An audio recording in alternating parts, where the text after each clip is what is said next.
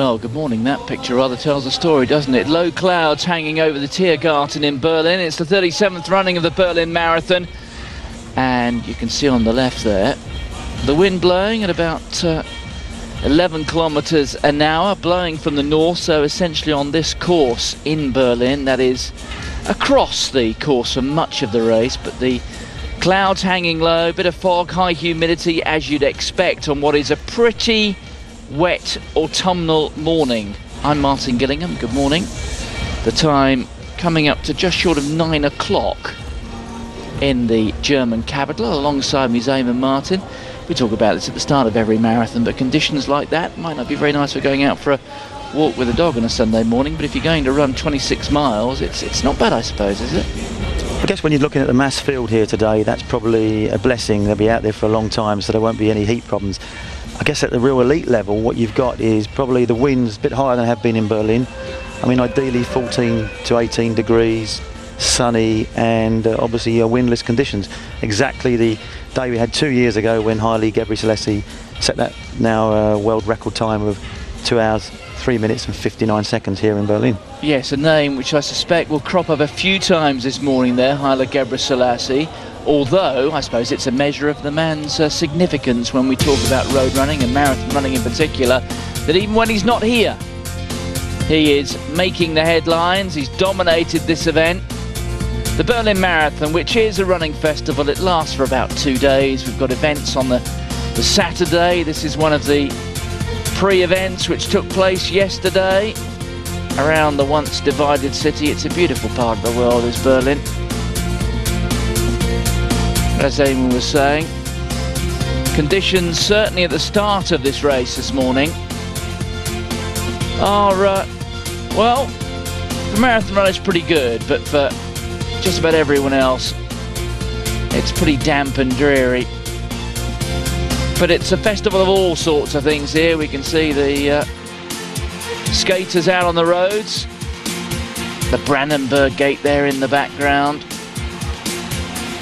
And that is the centrepiece to this event. The runners, about 40,000 of them, start with their backs to the Brandenburg Gate, which was once really the symbol of division in the world, really, I suppose. The Berlin Wall, which went up over a period of years. 1965 was when it was properly constructed, eventually coming down at the end of the 80s. We've recently celebrated, or relatively recently celebrated, 20 years since the wall went down, and that is the view from the Old West. And this is the course running away from the Brandenburg Gate. There is then that right-hand turn as they make their way back towards the Reichstag. There is the Reichstag, the German Parliament, over the river, through what used to be the old East German sector, not far from the Unter den Linden, which is the beautiful street which runs from the old east side down towards the Brandenburg Gate. It's then the long loop, gentle right-hand turn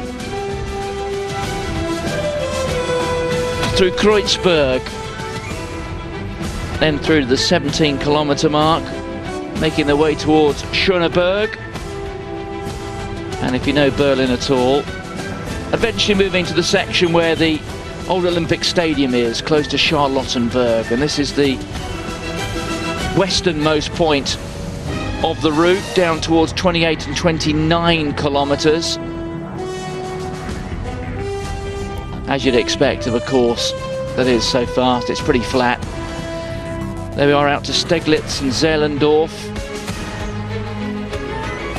And that is the point where they begin the run back towards the centre of the city, through Charlottenburg, eventually along the Kurfürstendamm. That comes up at around about 34, 35 kilometres. You'll see that in a moment. There we are, the Kurfürstendamm. That used to be the old centre of the western sector of Berlin. If you went to Berlin back in the 60s, 70s and 80s, that's where you would have gone to. And then back towards the long run with 1 or 2 loops past the German Parliament, and then back from the opposite direction through the Brandenburg Gate, and the finish there in the middle of the Tiergarten. And that's where we are now. Let's talk about the impact, shall we, of Haile Gebrselassie, because he's taken this event on in the same way he's taken on the marathon, down to inside 2 hours and 4 minutes. But if we look back over those 4 years of domination by Gebrselassie, one or two cracks started to appear at the end of last year, didn't they? Do you think that's played its part in his decision to move on elsewhere? Yeah, I think it has. I mean, he was obviously on schedule last year to better his world record, just over 62 minutes a halfway, and we saw he really struggled in the latter part of the race. He won the race relatively comfortably, but he was outside 2:06. Great time, but for him not so good.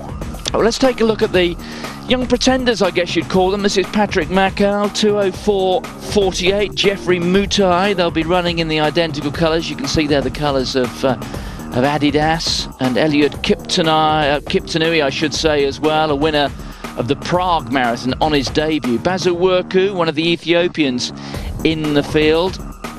Another man with a fast clocking. Women's race, I think it'd be fair to say that in comparison, the women's field not quite as strong as the men's. There is a certain lack of depth, isn't there? I know that Paula Radcliffe has taken on the event, but also to a degree, as we see Sabrina Mockenhout, who's won full marathons throughout the last 3 years in Germany, 2 in Cologne, I think 1 in Frankfurt, and really taking the step up here to Berlin. But talk about Paula Radcliffe, she's taken the event on, and with it she's taken on our expectations, hasn't she? So I suppose almost the achievements of many other women since her great runs, they rather fall short, don't they? Yeah, Paula's time, 2:15.25, what it is at London, is so much faster than any other woman has run. And you look at the field today, you've got 2:23 something as being the fastest woman in the field. You tend to look at that and think that's not that great, but it was really until Paula come along and has really transformed the event, taken it to a time where sub 2:20 doesn't suddenly seem a fast clocking. It's, you know, it's 2:15 something is the record, which is far superior to the generation before her, even the days of Liz McColgan, who we saw. This is really, you know, it's moved on, you know, more than 10 minutes from that event. And I think when you look at 2:23, we don't look at that as a particularly fast time, but in many of the marathons, that is still a winning time for the women, around that 2:22, 2:23 minutes. From a higher base, though, the men's marathon's moved on as well, hasn't it? If we think to the days when Paul Tergat ran a world record and we thought that would never get bettered, and then we have Gebrselassie coming out here and running world record after world record.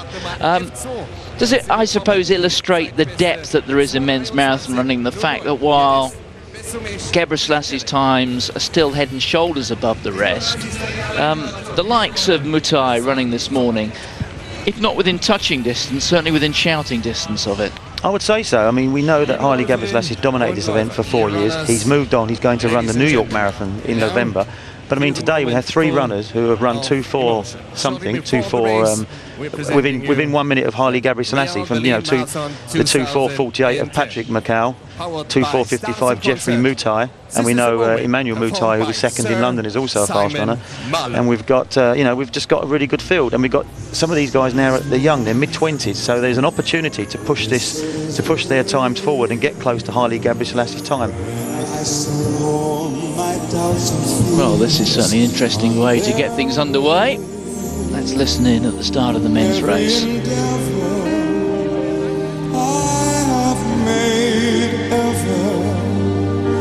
Is coming into play, is here and now today. This is the moment, this is the time, when the momentum and the moment are in line. Give me this moment, this precious chance. I'll gather up my past and make some sense at last. This is the moment when all I've done, all of the dreaming, scheming and screaming become one. This is Well, you're listening to a, if not a unique, certainly a rather special start to this Berlin Marathon. This is the moment. It is the moment for thousands and thousands of athletes waiting on the road for the start of the Berlin Marathon. these years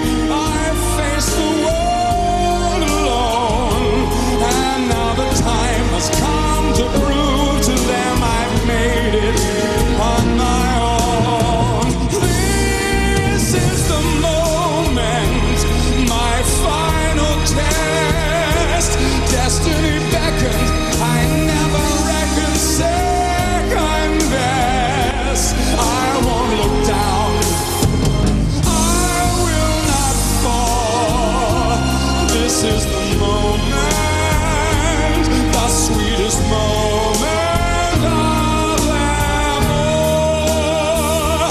This is the moment, damn all the odds. This day or never, I'll sit forever with the gods. When I look back, I will always recall, moment for moment, this was the moment, the greatest moment of them all.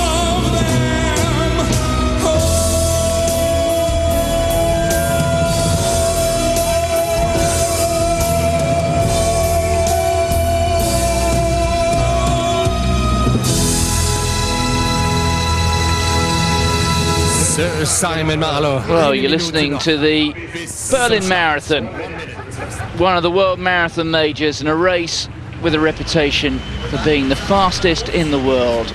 Listening to Eamon Martin and myself, Martin Gillingham. The start just moments away now. Well, that was an interesting and new preamble to a major city marathon. I guess if you look back over your career, Eamon, each world marathon has got, major global marathon has got his own special feel to it.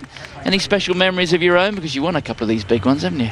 Yes, I won London in '93 and Chicago in '95. So obviously both special marathons for me, both of them, and they are obviously two of the big 5 marathons in the world that we now have in the world marathon competition that we can talk about during the race. 3, 2, 1. So at 3 minutes past 9 in the German capital, they get underway. And I suppose as many major marathons are concerned these days, there's a degree of competition between all of them around the world. And this has certainly been dubbed a world record attempt. The two fastest men in the world in 2010, Patrick Makau and Jeffrey Mutai, 1 and 2 in Rotterdam in April. They have the numbers 2 hours, 3 minutes, 58 seconds, which would represent a world record on their minds. They've got pacemakers out there. You can see them with pace written across their numbers. We'll bring you up to date and try and identify 1 or 2 of those athletes who will be fulfilling the role of pacemaker here. And, well, there's a leading group who are aiming to run the first half. Pacemakers, you can see there with the black and white striped vests, the red shorts, in 62 minutes. Now, Eamon, that means that's world record pace, isn't it? That is indeed. Haile Gebrselassie world record was run off a 62.04 opening half. So somewhere around the 62 minutes means they are on schedule.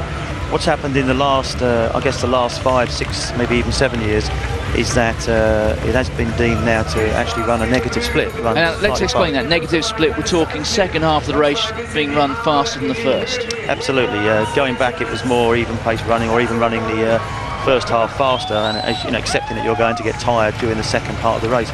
But now the negative split is to feel stronger on the second half and actually run faster. Haile Gebrselassie world record was run off of a slower first half, and many of the fastest times and the big city marathons now are won with negative split. So it wouldn't be a bad thing if they were slightly outside 62, although they'd have to be within reasonable range. Well, we've got no helicopter because of the weather conditions, so we're going to be seeing, certainly throughout the first half of this race, everything from the ground. The low clouds, the temperature just over 10 degrees, about 12 degrees before the start. Running through the Tiergarten here, it's a lovely part of Berlin, very close to the centre of the city. Running around the big memorial in the centre of the Tiergarten, but it's an area, I suppose it's on a similar scale to Hyde Park, perhaps a little bit bigger, but there are plenty of trails through there, lots of wooded territory. But the pacemakers there wearing those black and white striped vests in the colours of the old Shaftesbury Barnet Harriers. It's become something of a feature in world marathon running, hasn't it, these colours in as pacemakers? It has indeed, and so has the insurance policy of having multiple pacemakers. Now we have 4 Kenyans running here, aiming to get us to halfway in 62 minutes. That's an insurance policy in case one or two of them have a bad day. That's happened in the past. So now, the chances of all four of them having a bad day are very, very remote. So that's main marathons now. They have this insurance policy of multiple pacemakers, and I know that some of them are destined to go on to 30 kilometres as well. So they're due to take them to almost 3/4 of the race pace. So we might not see the race unfold until that point if it's choreographed correctly. And let us in on a few state secrets here, Eamon. These guys are not doing it for fun, these pacemakers. They're doing it for financial reward. I mean, how does it work? Are they on bonuses for coming close to their pacemaking targets? They will be, yes. They'll obviously have they'll be paid today for making the pace, and they'll have targets which they've been set here, 62 minutes and for halfway, and there's obviously a target to get them to 30 kilometres, which is not quite, almost 3/4 of the race on that scheduled time, and they will be paid accordingly. Now they could be preparing themselves for a marathon. You can run a half marathon, 25k, and prepare yourself for a marathon maybe in 4, 5, 6 weeks, something like maybe in a New York marathon. So that's probably why they're running here. To be able to run through in 62 minutes a halfway, you have to be quite a good athlete in your own right, certainly capable of running a good marathon. And to give you some sort of perspective on the pace that the men are running at the front of this field, if we're looking at world record targets, we're talking about clocking just inside 3 minutes per kilometre, somewhere in the region of about 2:56, 2:57. Those are going to be the clockings we're going to see on the screen. Splits essentially in kilometres, no old imperial measurements here.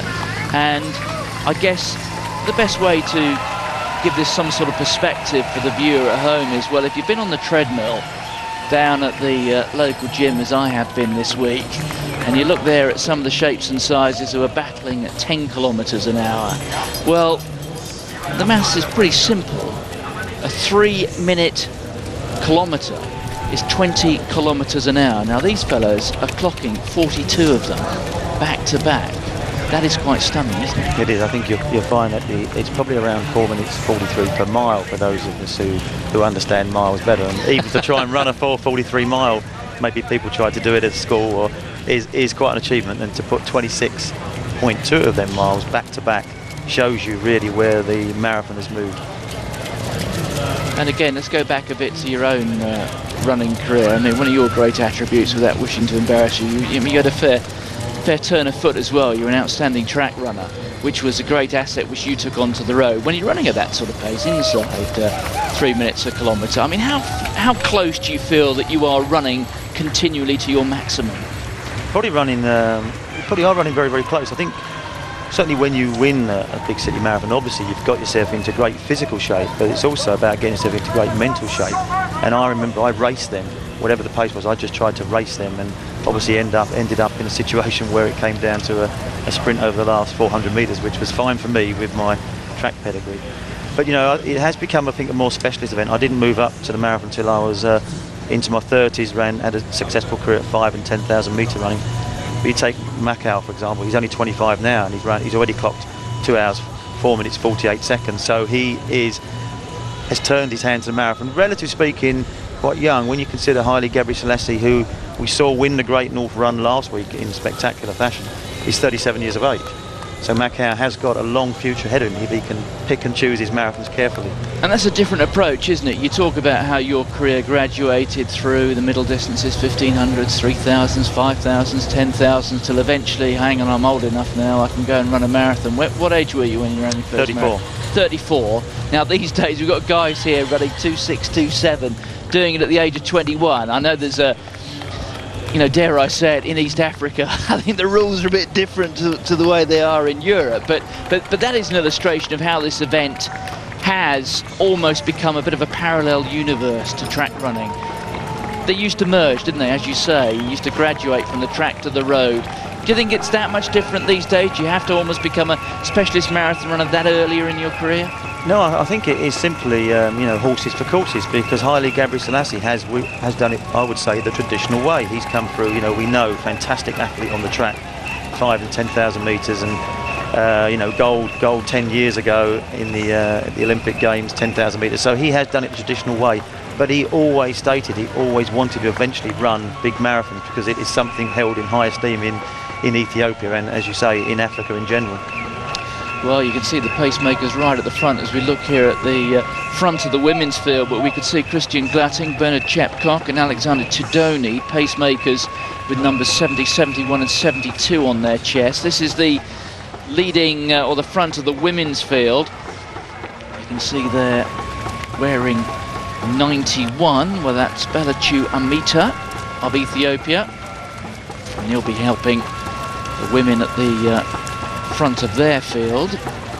Beznesh Bekele, second in the Dubai Marathon a couple of years ago when she ran 2:23, will be in that leading group. And you can also see Sabrina Mockenhout, she's also there, as is Adriana Petia of Romania. That's her wearing the dark vest with that white cap on the left. And just the pacemakers there, just taking a look at their wrists. They're wearing 87, you can see, just an athlete just moving over to his right-hand side. It's all very busy around the leading women. It'll be quite tough without the helicopter to, certainly in these early stages, get a good view of them, because they have got a lot of company. You can see the women there in the middle of that group, and they include Abiru Kabede of Ethiopia and Beznesh Bekele. So that's the front of the women's field, and you can see already through 3 kilometres in the men's race, and the race is almost 10 minutes old. So they're underway in the Berlin Marathon. The conditions, well, it's wet. It's pretty cool even for the end of September. We're looking at temperatures just a shade over 10 degrees. But for marathon running, not too bad at all.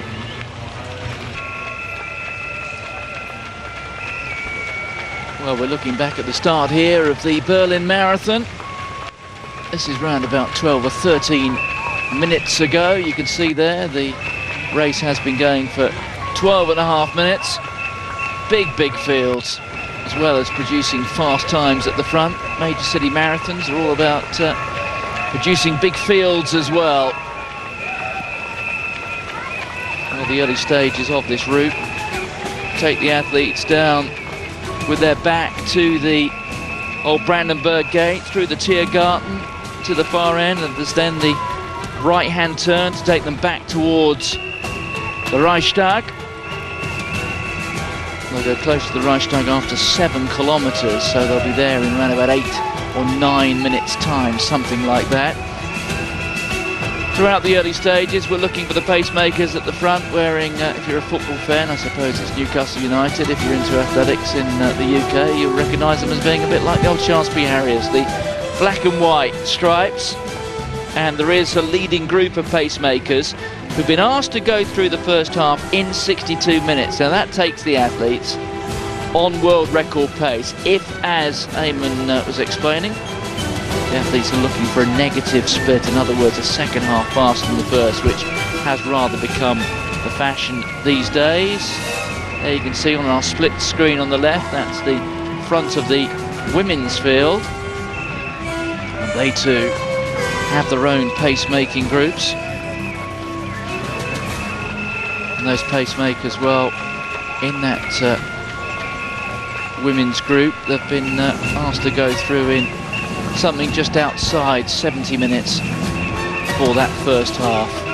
But there they are, the leading women are in that group somewhere. Take my word for it. So early days in the marathon, Eamon. You talked about the mental approach there to running events like this. What do you do for the first half? Just try and switch off? Effectively, yes. And I think the thing with the large number of pacemakers is you've got to accept that the pace is going to be right and is pretty much guaranteed. Pick a nice line that you want to run, feel comfortable, and try and relax. Just keep that, just keep your eyes ahead on the pacemaker, and just keep in your position. Not too many changes to paces during that. Don't try to sort of speed up suddenly or any unnecessary change. Just keep it steady, keep it comfortable. Just try and conserve every ounce of energy through that halfway and through that 30k point, ready for the I guess the race when it really kicks off. And today that should be somewhere around the 30k mark. We can see there the leading men through 5 kilometres inside 15 minutes, so that shows you they're running well inside the 3 kilometres or 3 minutes a kilometre. It's very early to start talking in terms of being on target for world records and that sort of thing, but certainly at the moment the pacemakers appear to be doing their job, and that's pretty lively through 5 kilometres, isn't it? That is, and I guess really whether it's going to be a fast race could depend on the competitiveness at the, towards the end, where we've got, Patrick Macau, who's ran 2:4:48, who does recognise the streets of Berlin because he's won 2 25-kilometre races here and twice he won the half marathon in Berlin. And he's got a pretty quick half marathon, hasn't he? He won the half marathon here in 2007 and 2008. He holds the course record with 58:56 from 2007. If you were watching the Great North Run last week, you'll know that anything inside 60 minutes is rare indeed. Haile Gebrselassie, a marvellous run in not great conditions up in the northeast of England, coming through very quickly in the second half there to get well inside the hour, but 58:56 is useful. And Macau, well, he's run faster than 58:56 since. He's run 58:52. That was at a race in Holland, so he's number 3 all time. So that serves to illustrate that this man's got a fair amount of pace in his legs. Yeah, I like to think that at 25 years of age and improving his half marathon, he's actually getting better. Now it's a case of, has he got his marathon training absolutely right? And if he has here today, I think we could see a very, very fast time. You get up on a wet morning like this, Eamon, knowing you're going to be out there for the best part of 2 hours and 5 minutes. Is there any different preparation, the way you prepare your footwear? Or is everything really pretty wet-proof these days? Yeah, pretty much so. I mean, you'd make sure that you try to keep dry as much as possible before the race starts. But really, once the race starts, your body temperature is going to warm up. Probably just a little bit of drizzle, a little bit of rain is not really a problem. Wind is a far greater, enemy to the athlete, especially when you get out into exposed places. That would be far, far worse. So a damp day isn't too bad. The temperatures, if they can creep up, they'll be okay. The main thing is don't have high temperatures. You don't want it to be too windy. And Berlin has had pretty much some perfect days going back in the last few years. So only really the time will tell during this race whether the weather is conducive to very, very fast running. We'll probably get our first idea at the halfway point. Well, let's put a few names and a few faces and numbers, shall we? Christian Glatting there wearing 70. The German out in front. He, I understand, is only going through to about 10 kilometres. 72. That's Alexander Tidoni. He's part of that group who've been asked to go through the first half in 62 minutes.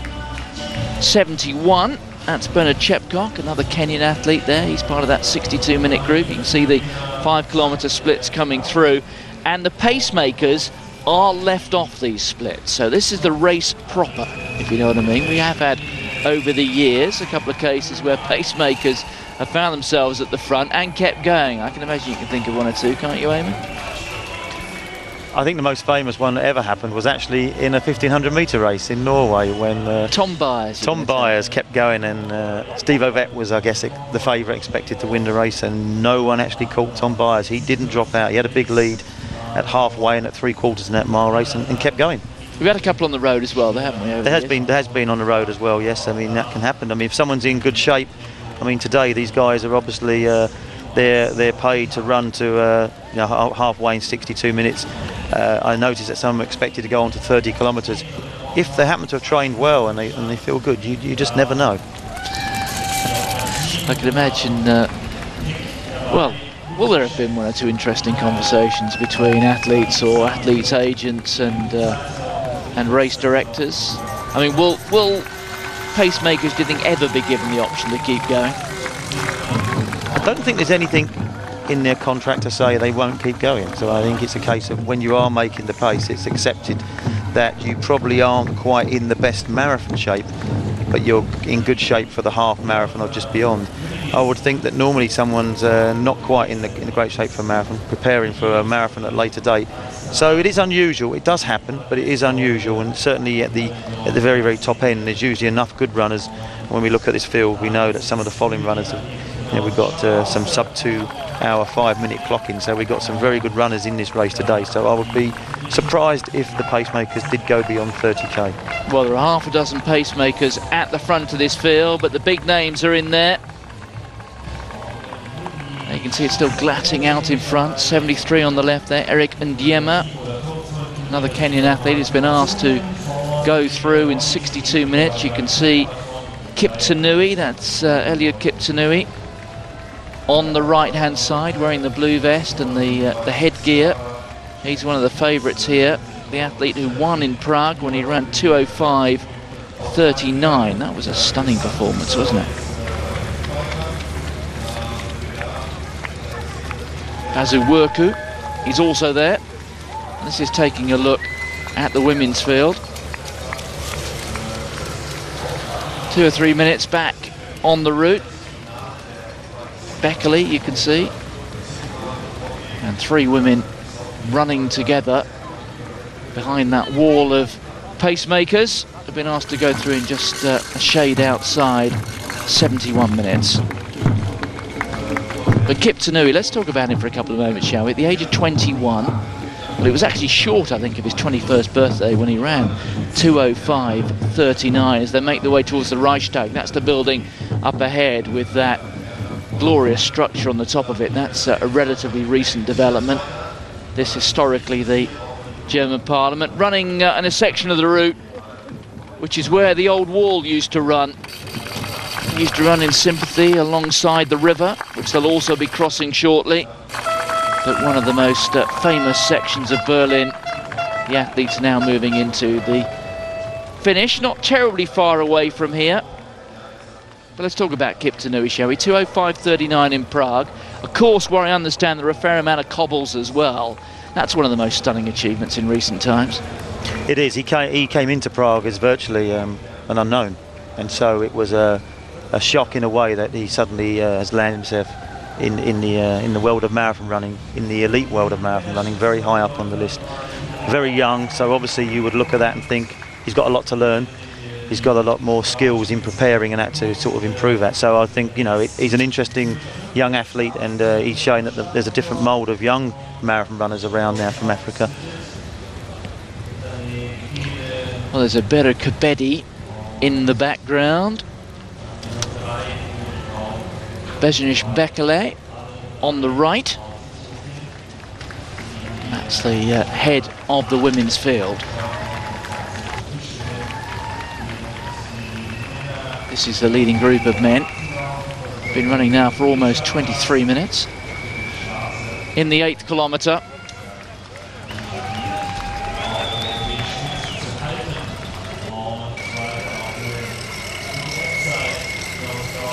But those men at the back there will all be running well within themselves. Kiptanui's got quite a busy running action, hasn't he? Just saw him there as we focus now on the women. That's Genet Getane of Ethiopia, wearing that purple vest. Alongside her is Kebede on her right. Bekele towards the back. But these 3 women here are starting to get away from the rest through 8 kilometres, and we've got another clock in there. The 8th kilometre running 2:53, so it's quick, isn't it? It is. They're certainly moving along at a good pace. Interesting in the women's race. You know, it's always been combined with the men's, with the masses here at Berlin. Unlike many other the big city marathons where the women's is run separate. Well, you can see on the right there the women through 6.7 kilometres almost. And they're about 1,500 metres behind the men at the moment.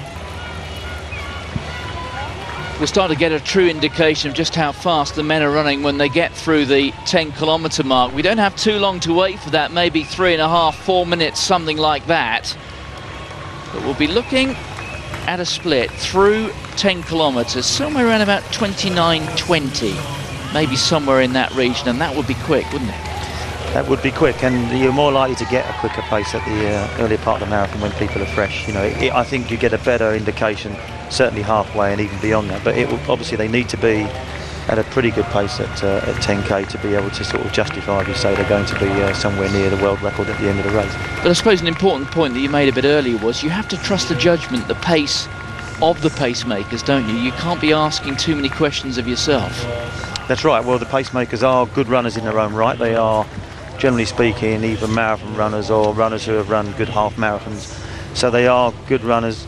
There is an insurance policy now that there's 4 of them running, so you would expect amongst the 4 of them to get the pace about right. And they're obviously looking at the splits as they go along to maintain the reasonably even pace to get to halfway. So they've got a job to do, and they're obviously monitoring that with their own watches.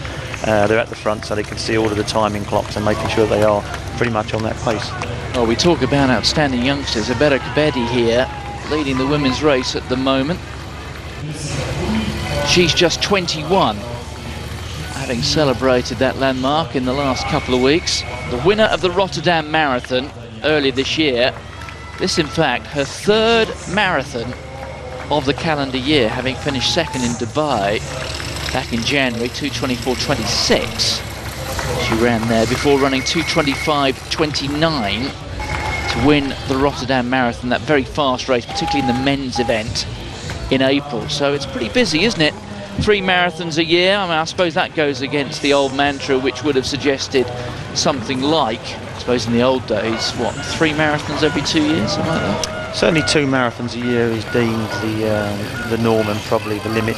If you fit 3 in 1 year, you know, with the extremes of the dates you can get, maybe an early marathon and a late marathon as well, you wouldn't usually expect to run 3 the following year. So yeah, it's an interesting number of marathons she's put in. We're only in September, or the end of September, so that's impressive in terms of volume of marathon running. Is that some way though that the event has changed, in that people do have maybe a greater capacity to run more marathons in a year if they're focusing entirely on the marathon distance rather than having a specific track season, maybe even a cross-country phase to their training?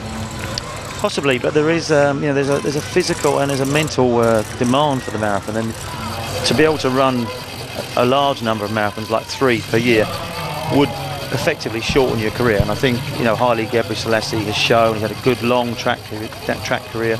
He's now turned to the marathon.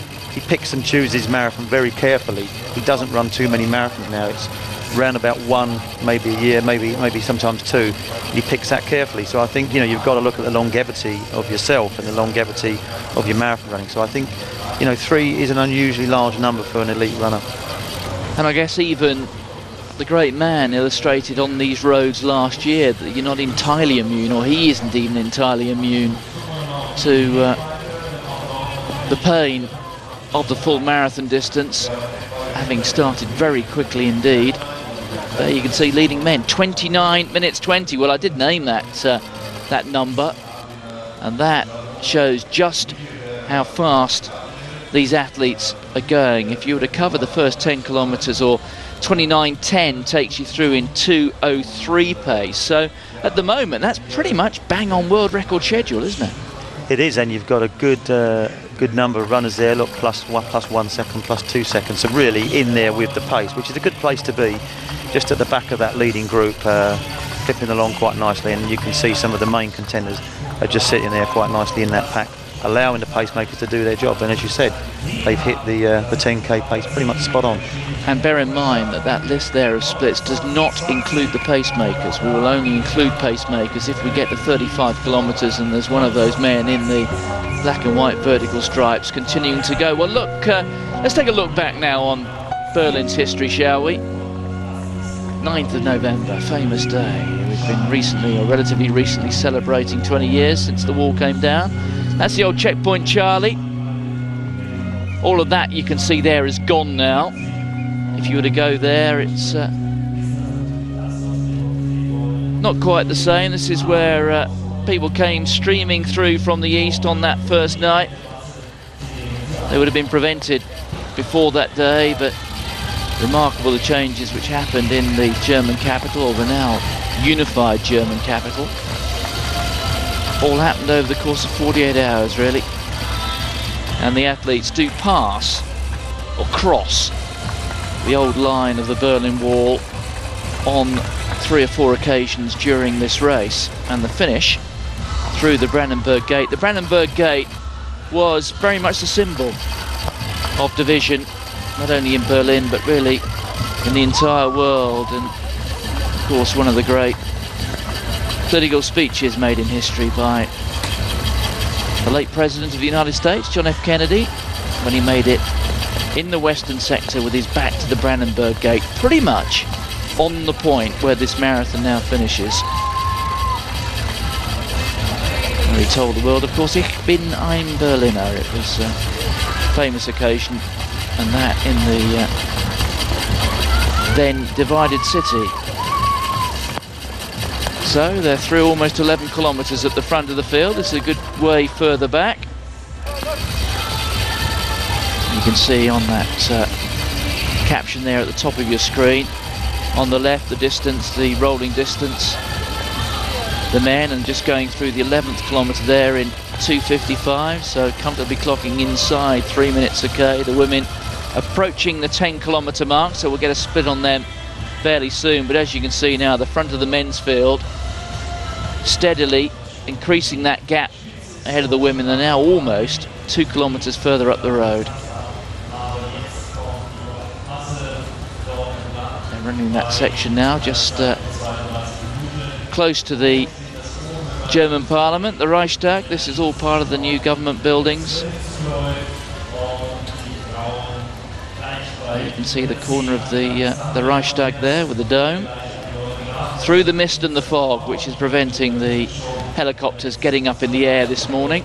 The river runs behind that. This is the history of the Reichstag, built at the end of the 19th century.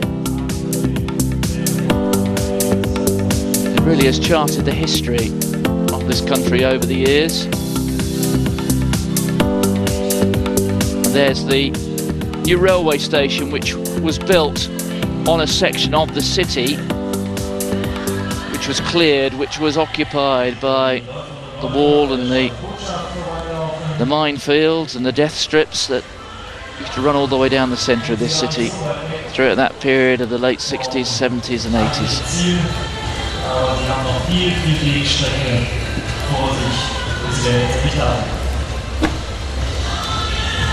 So more than half an hour gone in this Berlin Marathon. The pace at the front of the men's race, fierce, and two young men, aspirant world record holders. Patrick Macau, who knows these streets well, not finished the marathon here, but he's run a couple of very fast half marathons. And Jeffrey Mutai, they were 1 and 2 in the Rotterdam Marathon earlier in the year, and they've got pacemakers here in the absence of Haile Gebrselassie, who will try and run close to that world record. I know we talked a bit about it last week when we were covering the Great North Run up in the northeast of England. But that 2-hour barrier, which is an inevitable one to talk about, I can imagine we'll be talking about it for the next 2 or 3 decades, about whether anybody's ever going to break it. But would you have a year in mind, a decade in mind, when you think somebody will finally duck inside that? I think it will reflect quite closely to the half marathon time. They've got to bring the half marathon time down, I think, to somewhere around the 56 minutes. And then I think we've got enough, someone's got enough in hand to be able to do it. So I think it'll be a little while yet. And I noticed, I did look at listen to the press conference last week at the Great North Run, and that question was inevitably asked to Haile Gebrselassie, who said he thinks he will see a 2-hour marathon in his lifetime. So I would say, you know, he's 37, so look at the next 20, 30 years, and Haile Gebrselassie believes it is certainly on. Well, there we see 34.59 for Abero Kebede, and that's a good deal more modest than the men's pace. That's something around about 2:27.5. And we were talking about the discrepancy, the gap in the times between the achievements of Paula Radcliffe and the two teams, and now we've got a major city marathon here being won by an East African woman, or being led by an East African woman, who's running more than a pace which is more than 10 minutes slower. I think it really does reflect the depth of marathon running. Or the lack of it, yeah. Yeah, the lack of it, yeah, reflects the lack of the depth in women's marathon. Yes, there are great runners out there in the women's event, but there isn't the depth. There isn't enough to go round, if you like. All of the big city marathons, where you look at when you look at the men's, there is always very, very fast, world-class runner within 1 minute, if you like, of the world record. You don't get that in the women's. You know, you don't get that many under 2:20, and Paula's time is 2:15 something. So it's a long, long way behind, and that's it just strains that the men's event has not only moved on at the top end in terms of the world record, but the depth has grown as well. There's a fantastic array of men's runners, and it isn't the same in women. It's an interesting talking point, isn't it, Eamon? Because if you look at it, we've had the likes of Gebre Selassie drag the men faster and faster and faster. And as you say, not only are they getting closer, but they're doing so in depth. Where the women are concerned, Radcliffe has gone out and run 2:14, 2:15 a few years ago now, and simply the women haven't followed. Is it because they're not prepared to work as hard as the likes of Radcliffe has always done? Or is it that simply there isn't the talent pool there? I think it's probably important to actually reflect on what an exceptional runner Paula Radcliffe is. I think that's something we forget, but you look back on people and you look back and, bygone days and look at that, what a great runner she was. Well, she is a fantastic runner. She has run absolutely incredible times in the era she ran for the marathon. She's taken it down to 2:15 something in 2003, and I think when you look at really sort of 2:23, 2:24 was probably the average time of winning races before that, and there's still only a handful of women who have broken 2:20. So I think it's a reflection on Paula's, if you like, superiority at the event. She's pushed it on, and it's like many events, when someone comes along who's an exception, it takes a while for the rest of the world to catch up. We saw it way back in 1968 with the long jump in the Mexico Olympics with Bob Beamon. It took the world a long time to catch him up, and I think that's where we are. I think it's taken the world a long time to catch up. I think the current women don't believe they can get anywhere near it because they can't, so it's going to take a new generation of runners to believe they can get somewhere near Paula's record. So I think we've had that initial jump, and we've got almost that shock to the world. No one else can get near it at this moment in time. But it is hugely disappointing, isn't it, when you look at the fastest marathon times ever in terms of the women's division. The fastest 3 by Radcliffe, 2:15.25, that run in London 7.5 years ago.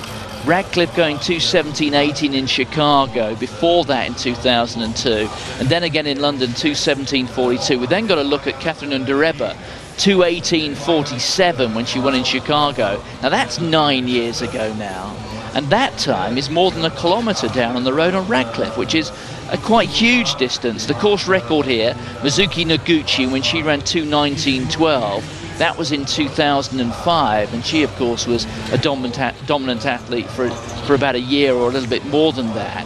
But there just simply isn't the depth there is there. I mean, there's a string of times there inside 2:20, but 2:15, 2:25 down to 2:19. I mean, 4 minutes, those sort of times. I mean, that represents well over a kilometre on the road. It's a huge distance, isn't it? And when we look at the possible split here, a major city marathon maybe being run in a time, or one in a time, who knows, maybe they'll quicken up and run 2:25, something like that. But 10 minutes down, I mean, that really does represent a massive distance. It's more than a country mile. It almost is a mile. It's more than a mile. It really is a massive distance, isn't it? It is very much, and that's really my point, that they haven't moved on. And I think Paula's shocked marathon running with such fast times. It's going to take a new generation to catch her up. Well, there we go.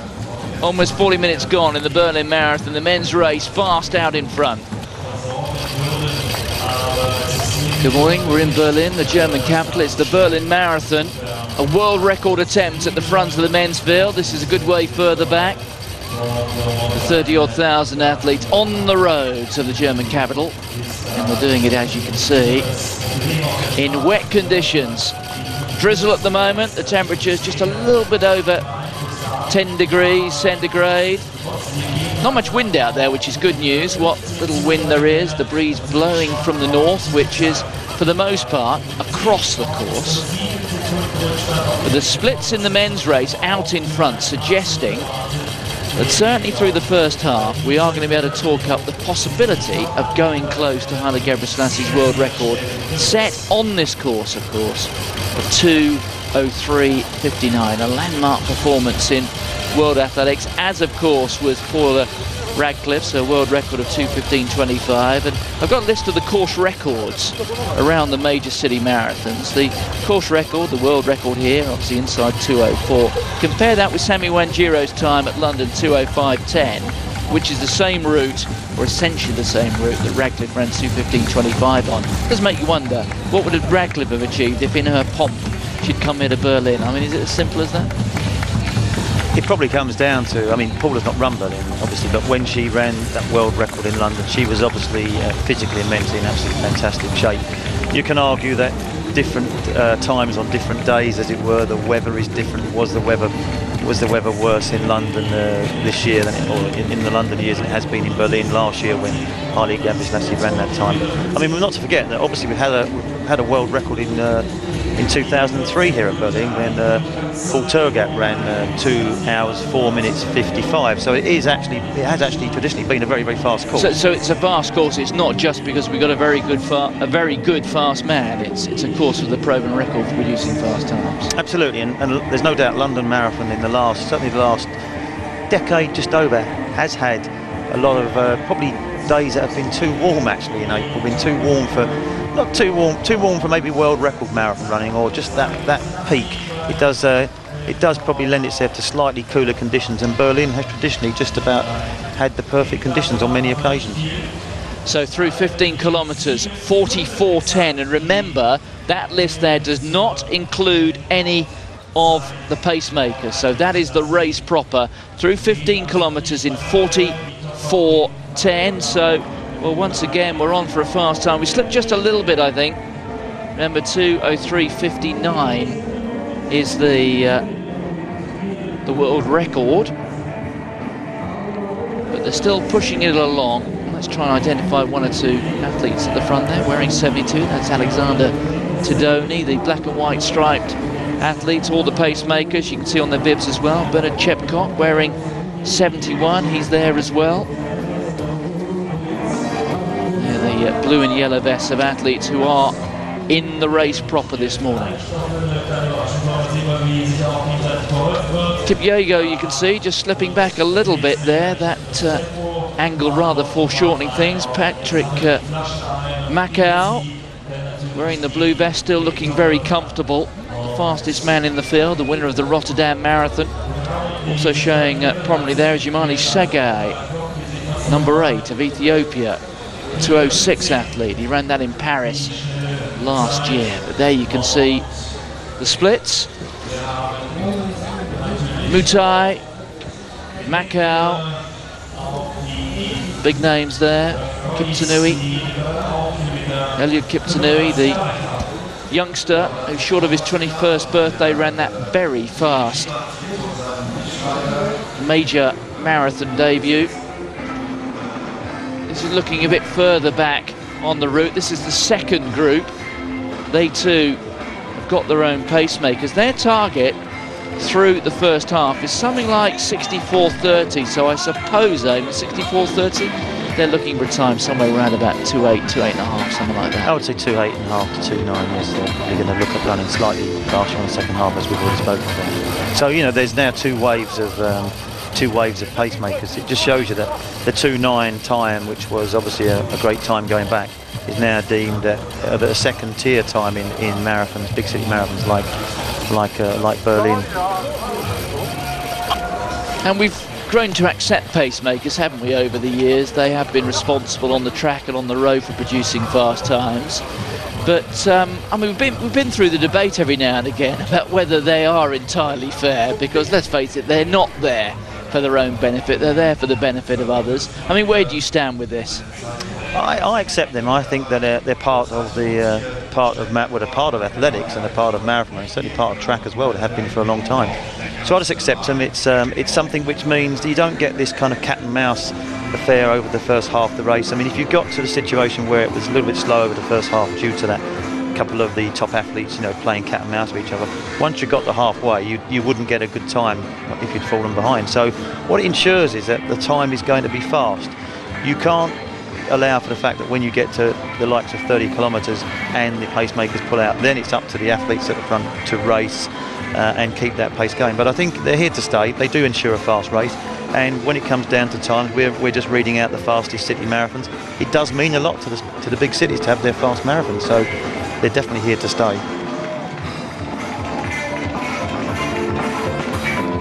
You've also got the top athletes who are, there are quite significant bonuses here for course records and for world records, and the top athlete want to obviously get somewhere near that and get an even better payday than just winning the race.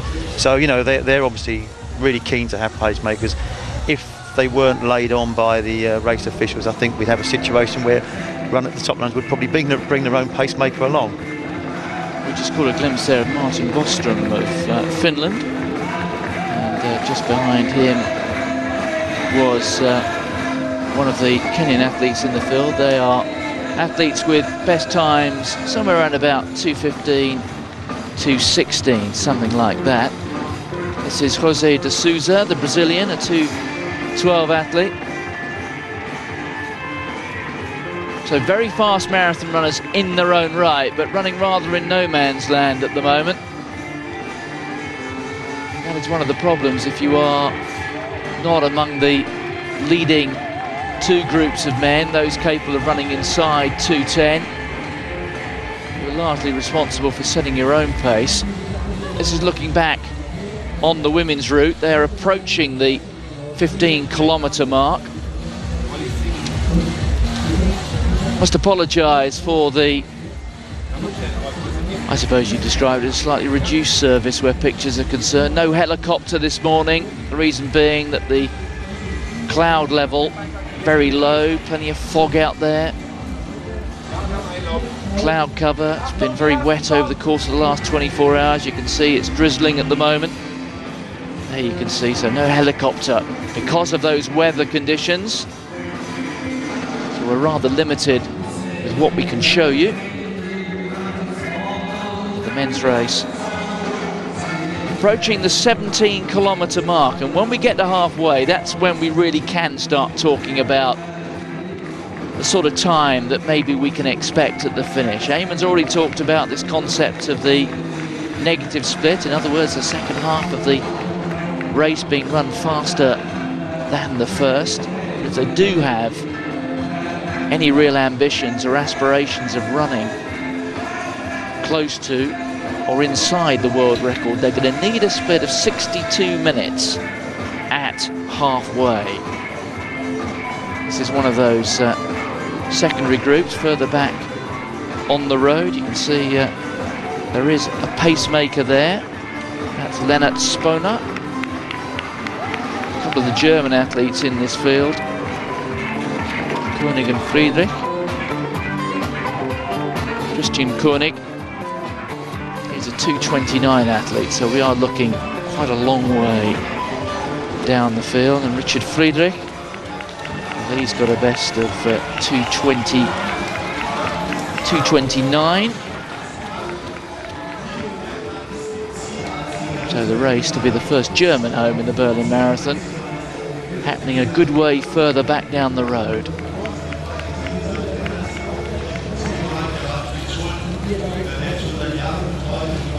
Well, this is the women's race, and the pacemakers falling to one side just a little bit here.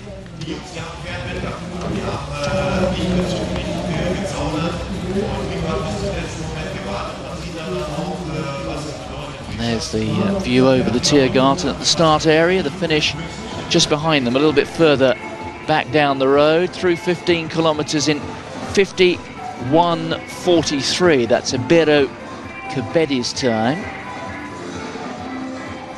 So, well, that's looking at a time somewhere around about 2:26-ish in that sort of region. And we've got Kebede, Getene and Bekele. So the Ethiopians showing prominently in the women's race.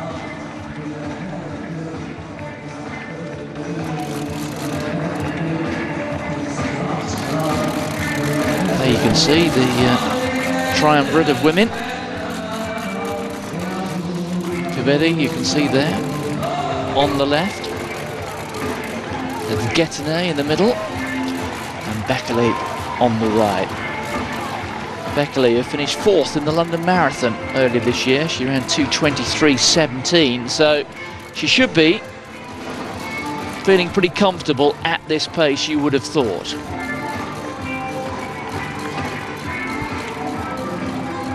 Yeah, the women are certainly surrounded by a large contingent of men, which will help them. We found that in previous Berlin marathons at the latter stages, there always seems to be, one of the male athletes around to help them out. There's many club runners can run at, at 2:23, 2:24, 2:25 pace, so they usually end up meeting up with club runners, even if the pacemakers haven't survived. You've got club runners achieving similar times who are running through to the finish. So we found last year it was a big advantage for the women at the end of Berlin, because it is a mixed race. Well, there is Sabrina Mockenhaupt, the leading German. She's run a marathon every autumn for the last 3 years. In 2007, she won in Cologne. She ran 2:29.33. Then the following year, she went to Frankfurt, 2:26.22. Then back to Cologne last year, where she ran and won in just outside 2:30. But this is a significant step up in class. There are a series of very good marathons in Germany. The Hamburgers had a good history, although I know they've had a shortage of funds there over the course of the last season or two, so they haven't been able to attract quite the elite field. But this, as you'd expect, the premier marathon in Germany, and Mockenhaupt taking a step up in class here. An athlete who's got a good record on the track at distances, but here chancing her arm among the elite on the road over 42 kilometres.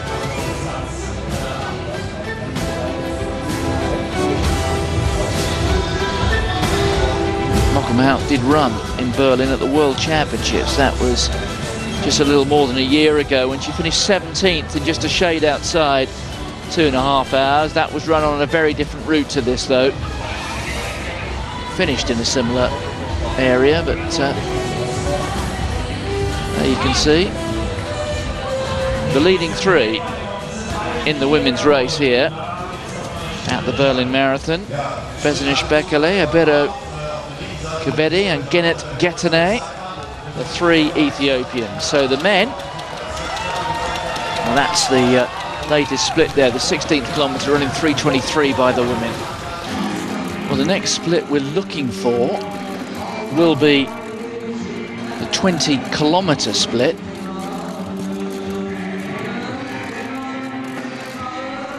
Now, if the men are thinking in terms of a world record, they're going to want something inside 59 minutes, so keep your eyes out on that. But this is looking much further down the road. I must apologise for the lack of pictures we've got of the front of the field at the moment. It's caused by the weather. There's no helicopter, so limited with the number of cameras that can be used this morning. It's a pretty dreary day in the German capital, although, as we say, paradoxically, that works in the favour, doesn't it, of distance running, as long as there's no breeze out there, and there isn't much of that.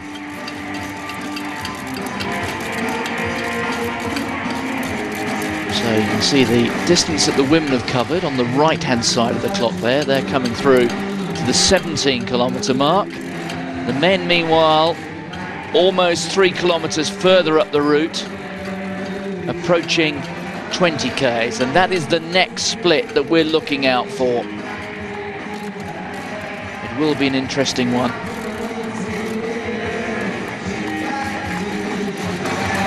...59 minutes gives you... well, that would give you 2:04.29, so the indications are, Eamon, that they've slowed quite a bit, haven't they? Yeah, they're just approaching the 20k mark, so they're going to be outside 59. Not by a great deal, though, when you look at it. So it's the kind of time which, you know, can be made up. It's not particularly not too far outside, and there may be reasons for that in the last few kilometres of this race. But I mean, I think halfway will be another indicator of what the exact split is, and they've obviously paid for a split at halfway, so I think we'll get a better indication for how close they are to that 62 minutes.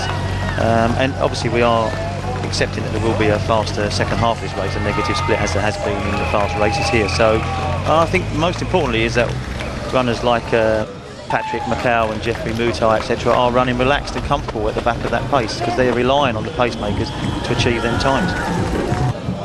Yes, on even pace running, which is not what we're talking about here, if we are suggesting that we may get a negative split, in other words, a faster second half. Well, on the basis of that split, they're running at a pace which will take them maybe just inside 2:05. So that would be a minute or so off world record pace.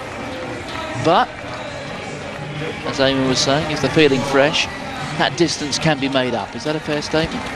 It is, and I think there's still a strong group of runners running in, running just behind the pacemakers, letting the pacemakers do what they're supposed to do, and relatively speaking, trying to relax behind them.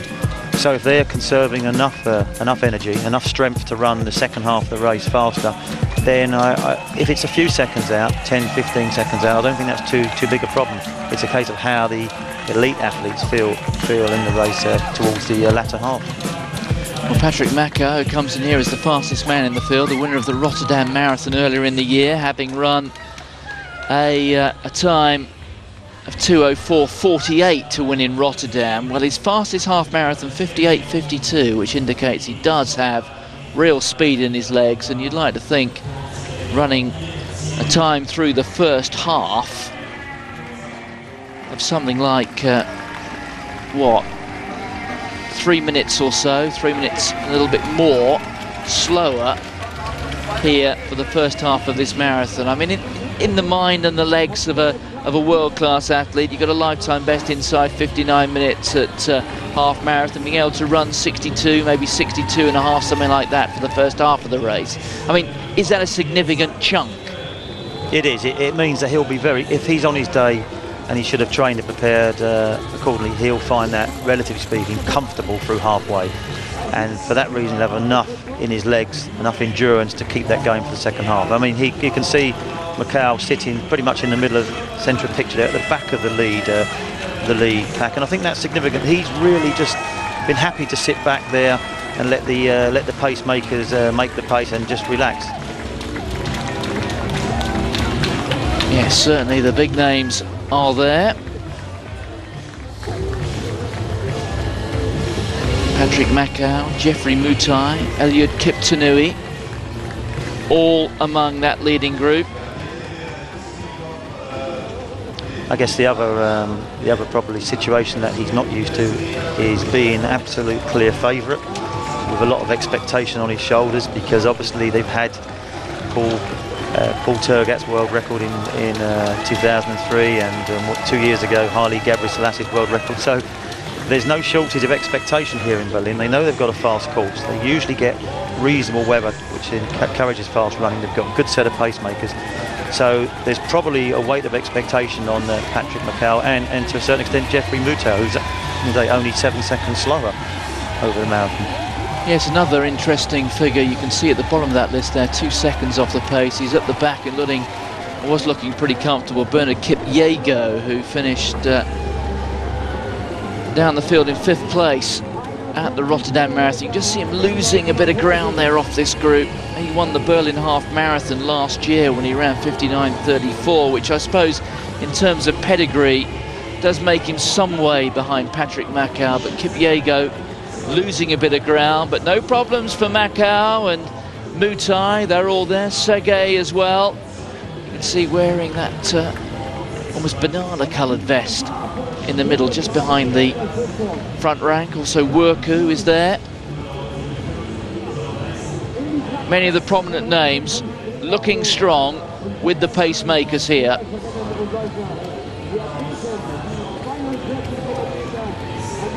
And now well into the second half of this race.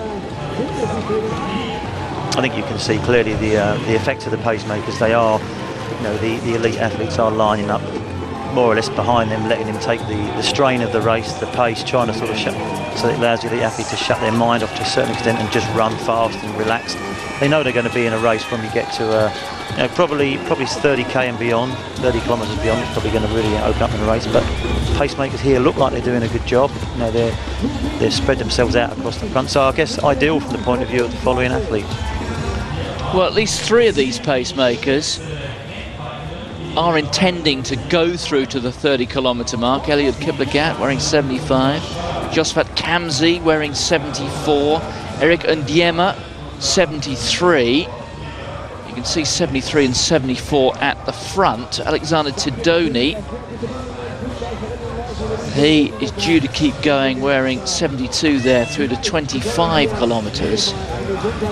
But 7 men in the race proper within that leading group. You can see them behind the pacemakers, but important, I would have thought, Eamon, for 2 or 3 of those pacemakers to still be going in about 7 or 8 kilometres time and to be going on a sustained pace as well. They will, exactly, they will be watching the time. They'll have their own time, probably their own watches on, or they'll be looking at the split times, and they've calculated already, they know what times they need to go through in, and they'll be looking at not just getting to 30k, but maintaining the pace to 30k, which is significant. And I think the organisers, in order to almost guarantee a fast race, have tried to get a set of pacemakers that can run almost at the 3/4 mark of the marathon, to really give a great opportunity to the elite runners who are challenging for the race to run them fast times. Well, this is looking much further down the course. This is trying to pinpoint athletes in the race to be the leading German athlete. But as we saw a bit earlier, these men, they're running at least 10 minutes slower than the leading men, rather close to the women's race.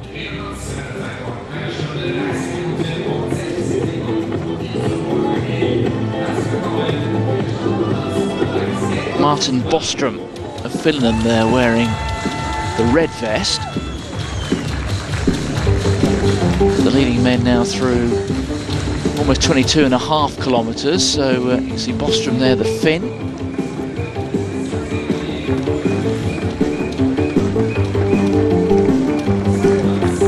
One of the athletes there pulling over to the side of the road.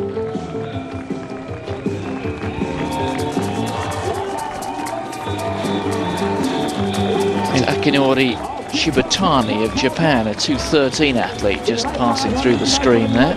Interesting, the pace there, Michael of Kenya, Michael Kasitip, is due to run around about 66 minutes for halfway. So, you know, they should be on 66 and a half. They should be on around 2:13 if he's got his pacing right. There you can see just one of the athletes pulling over to the side of the route. Oh, Shibatani, as I said, he's an athlete capable of running in the low 2 teens. Well, we're into the second half of the 2010 Berlin Marathon. Running conditions which are pretty good for athletes, not very good for helicopters, which is why the quality of our pictures have been rather compromised. We're not getting any aerial shots at all. All the pictures from the road, so we're rather limited in what we see. Haven't seen the leading men for quite a while now. We're just trying to track back and see the race for the leading German. You can see there Richard Friedrich just behind that clock there. You can see 1:10.16. It's running through at. These men a good way behind. That's Friedrich, you can see there on the left. Alex Crable of the United States running his debut here. He's a 68-minute half marathon runner, so we are looking a good way down the field. Certainly, you would have thought at least 10 minutes behind the elite athletes. Something like that anyway. So Friedrich, it would appear, is leading the race to be the #1 German. Also there you can see Jose Rubens da Silva of Brazil. He's a 2:18, 2:19 man, which gives you some idea of where their level of expectation is.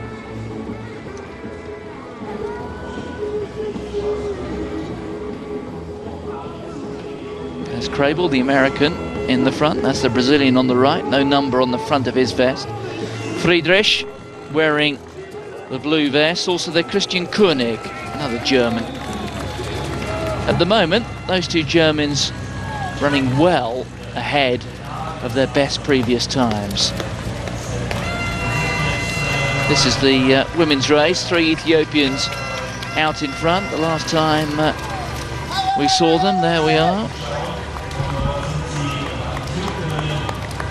You can see Genet Getene in the middle of the picture. Bekele, Besnish Bekele on the right. On the left, Abero Kabede. They've got plenty of company again. But a triumvirate there of Ethiopians out in front in the field. 21st kilometre, they're running 3:23. So around about 72 minutes for the halfway mark for the women.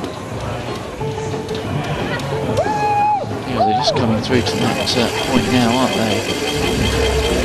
It's going to be, I suppose, on even times, we're looking at somewhere in the region of, you can see there 2:24.40 if you just do double up the numbers. So they've picked it up a little bit over the course of the last few kilometres, but as we were discussing earlier, in comparison with some of the times that have been run by women in recent years, sub 2:20.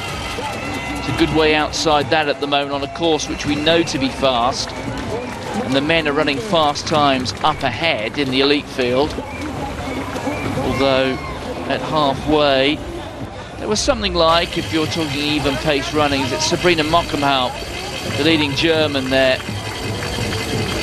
You can see probably somewhere in the region of about 45 seconds to a minute down on the leading women, so she's got a bit of work to do. Always runs in those long socks. So you can just see nestling behind one of the pacemakers. She's got some company as well. It's Tomo Morimoto, the Japanese athlete she's running alongside. Morimoto has run 2:24. 2:24.33 is Morimoto's best.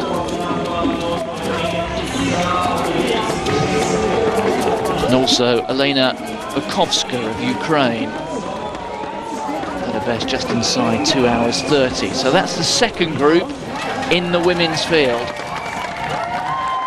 as they make their way through the 22nd kilometre.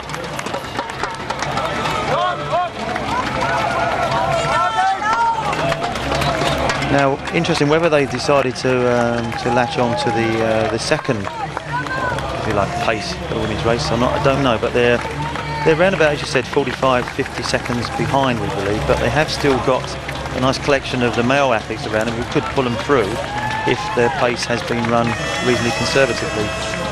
There is 3 leading women at the moment, so I would be surprised if all 3 of them were to struggle over the latter part of the race. Would think that, only one out of most of them would struggle. So I would expect probably the winner to come from the leading 3, although we have seen stranger things happen in a marathon with even pace running by a second group has sometimes created maybe an unexpected victory towards the end. Well, those men's splits, they convert into a time somewhere in the mid 2:05, so they're rather close at the 2:05.5. So the men, any aspirations or realistic ambitions for running a world record this morning appear to be disappearing, moving closer to 2:06 than back towards 2:04. That's up ahead on the road. This is the second group in the women's race. Morimoto, you can see on her left is the Ukrainian, Bukovska, Mockenhaupt. She's partly concealed by those pacemakers in front of her. You can see the 3 women in this second group into the second half of this race. The conditions damp, only clearing just a little bit, no chance of getting at the moment. Certainly the helicopter's up in the air, so we're very limited with the pictures that we can show you. Haven't seen the front of the men's race for quite a while now. The course taking the athletes through Schöneberg, moving in a southwesterly direction through to Wilmersdorf and Steglitz before they reach the westernmost part of the course. There'll then be a long right-hand turn as they make their way towards the last 12 kilometres or so that'll take them back towards the centre of the city. That final run, which will take them through the Kurfürstendamm region, the centre of the old West Berlin. It's amazing when you see the urban regeneration that Berlin's been through since the fall of the wall. The old centre of West Berlin, which I suppose became the affluent centre of the city. Well, it looks a bit old and a little bit rough around the edges in parts now, certainly in comparison with some of the work that's been carried out close to the Reichstag and the area where the old Berlin Wall used to run, and the Unter den Linden, which is the traditional heart of the city, down towards the Brandenburg Gate and some of the new shops and new hotels which have gone up in the old East Berlin. This is looking ahead to the front of the men's course and back towards the leading women. Interesting. Or in fact, the second group of women, I should say. Interesting, the second group. Pacemakers 93, 94, 95 are actually dedicated to Sabrina Mockenhaupt to ensure her pace is run at an even pace. So three runners, three German pacemakers dedicated to her running to make sure she's on schedule for the time she wants. But is that perhaps where we bring the debate again of pacemakers? If pacemakers are there essentially to help the whole field, then it is fair. But if they're there dedicated purely to one athlete, they're giving a benefit which really, strictly, is against the rules, isn't it? Yeah, I think it's a strange one. I mean, in the men's race, we've got the athletes dedicated to time splits, so that's for anyone in the race who really fancies their chances of going through them splits. But I noticed in the women's field here, we've got the three dedicated German pacemakers for Mockenhaupt, but we've also got dedicated pacemaker for Bekele and Kebede. So it's, if you like, they've tried to allow an individual pacemaker for the elite, which seems strange rather than the men's approach of just getting them through in fast time. And if you get the rule book out, that's fundamentally against the rules, isn't it? That's right, and I think having dedicated pacemakers definitely is fringing on breaking the rules, where dedicated to an individual as opposed to dedicated to just running the pace for the whole field. So kind of different approach in the women's to the men's here. Maybe what we talked about earlier, that women's distance running or women's marathon running isn't as strong at the elite level as the men's. Maybe that's the reason for this. So, if it is strictly against the rules, why doesn't the sport do anything about it? Lack of backbone? I think it's been an accepted practice. You still have to go out and run the event, produce that time and train hard for it. It's not deemed as an illegal substance. Yeah. So I think it's deemed as fair way of helping, if you like, progress the event, progress the times. Yeah, I think I think that's a fair point. I just think that when we do get the distinction with particular athletes being helped rather than the whole field, that's when there is a fundamental lack of fairness to it all. But I guess that's a debate for another day. Anyway, let's look at the pictures that we do have available to us here. We haven't seen the leading men for quite a while now. We saw a predicted time there for the winners, somewhere around about 2:5:30, which you'd like to think that over the second half, when this really does develop into a race with some of the leading athletes out in front, that maybe the pace will be picked up again and we'll get a time closer to 2:05, maybe even just inside. But certainly today, that world record of Haile Gebrselassie being made to look even better, sub 2:04. Superhuman stuff. And Gebrselassie, well, he'll be going on to New York. You can watch that race the first Sunday in November. It's going to be on Eurosport. Promises to be a real cracker through the streets of the Big Apple. The leading men through 27 kilometres. Time on the clock running around to 81 minutes.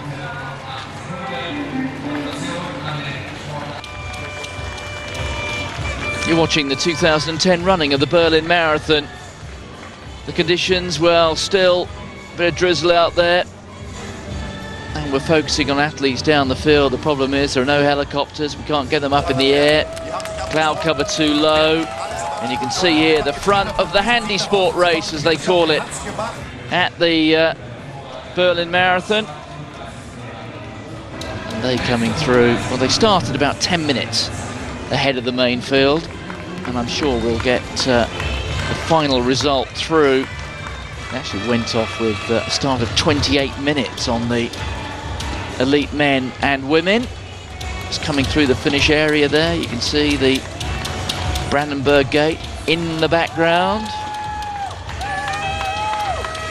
That's where the athletes will be coming through in about 40 minutes time in the elite men's field.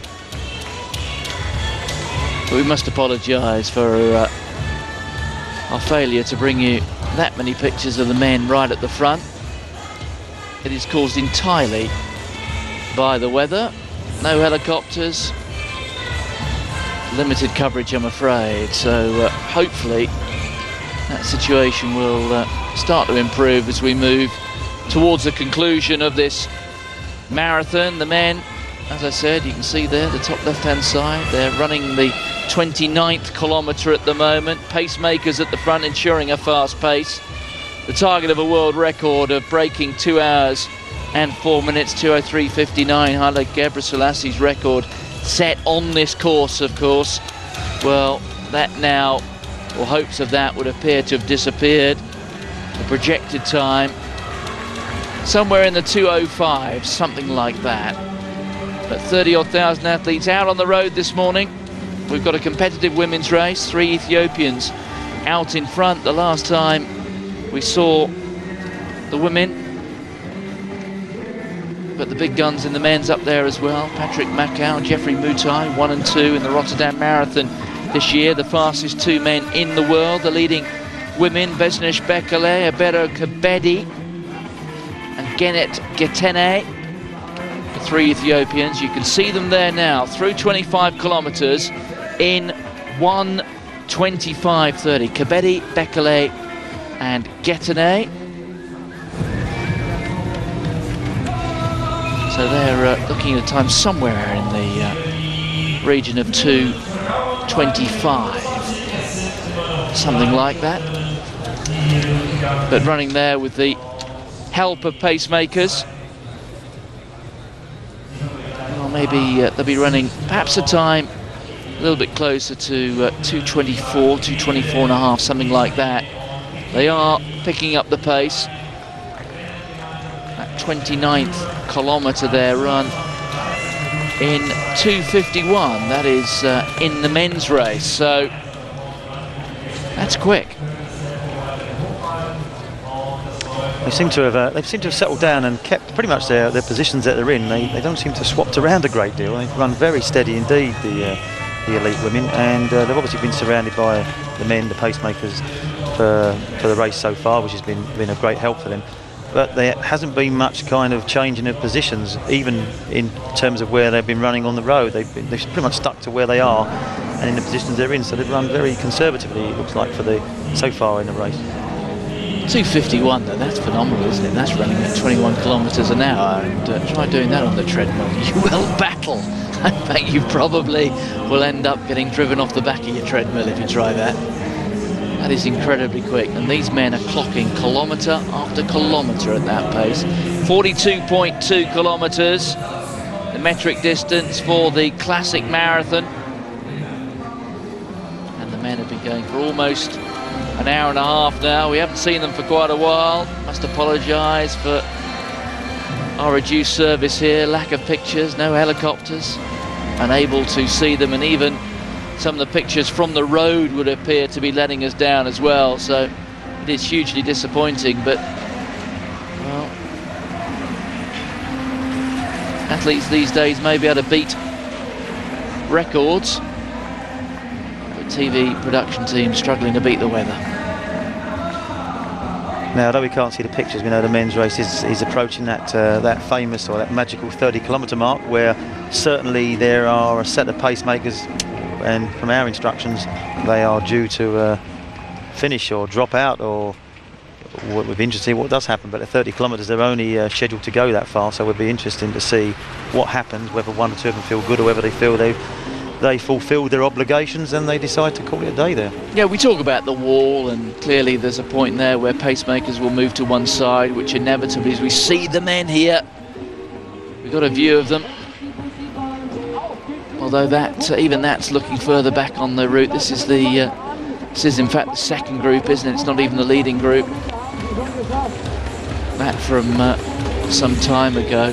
We talk about hitting the wall and pacemakers moving to one side at 30 kilometres. I mean, was there during your marathon career, was there a predetermined point on the route when something in the back of your head said, right, this is where the race really starts?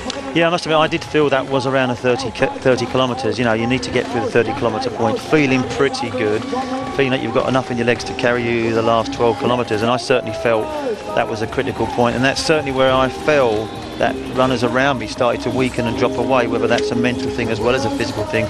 So I think we will see around the 30k mark, it won't be exactly on the 30k mark, we will see a change. We will see some of the stronger runners maybe make their break and go and come to the fore. We may see pacemakers pull out. Well, Basil Werku 1:29.02 at 30 kilometres. Now that is pretty much on 2:05.15 pace.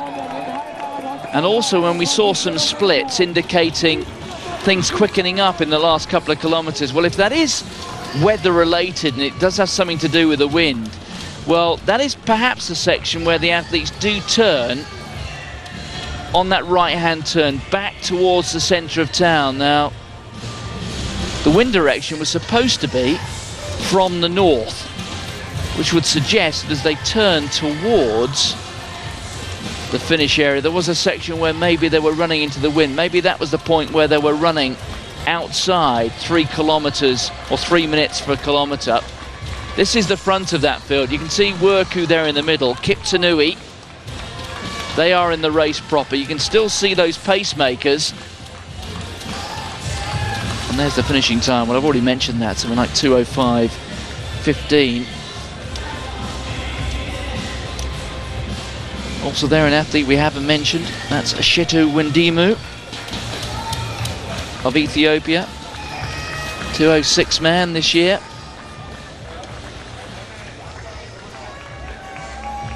But unfortunately, those pictures from some time ago. So as the athletes move now beyond the 90-minute point and into that 31st kilometre. So the race proper really is underway now, even if we can't necessarily bring you all the pictures of it, but hopefully that will be sorted out fairly shortly.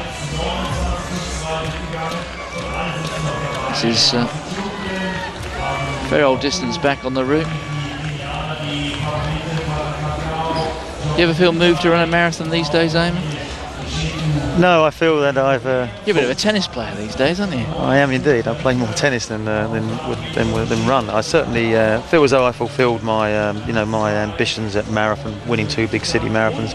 I actually did win London as a master as well, so I feel that I ran one when I was 40, and I kind of feel as though them days are gone.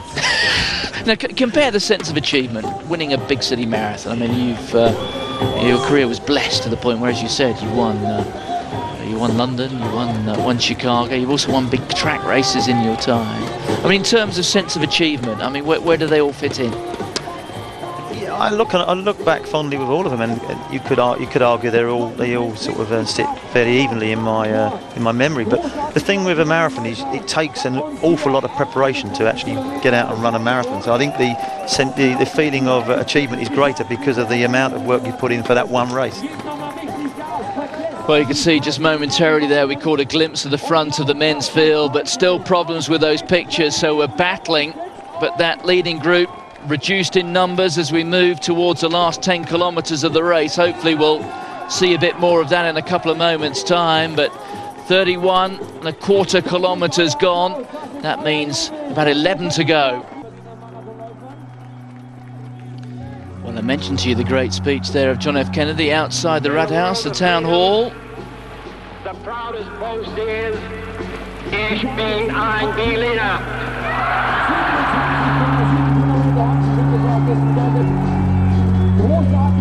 Significant moments in history. That with his back to the Brandenburg Gate, the then divided city. And the leading men through 32 kilometres. We caught a glimpse of them a couple of moments ago. But I'm afraid we see what you see.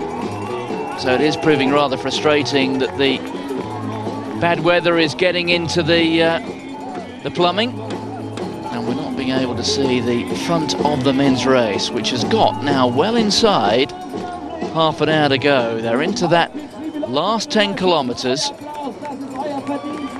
And the last time we saw, we were looking at a winning time somewhere around about 2:05, maybe just inside. It's looking competitive out in front, so somebody at some point is going to have to put a little burst in. They're making their way now back towards the centre of the city and the eventual finish just beyond the Brandenburg Gate.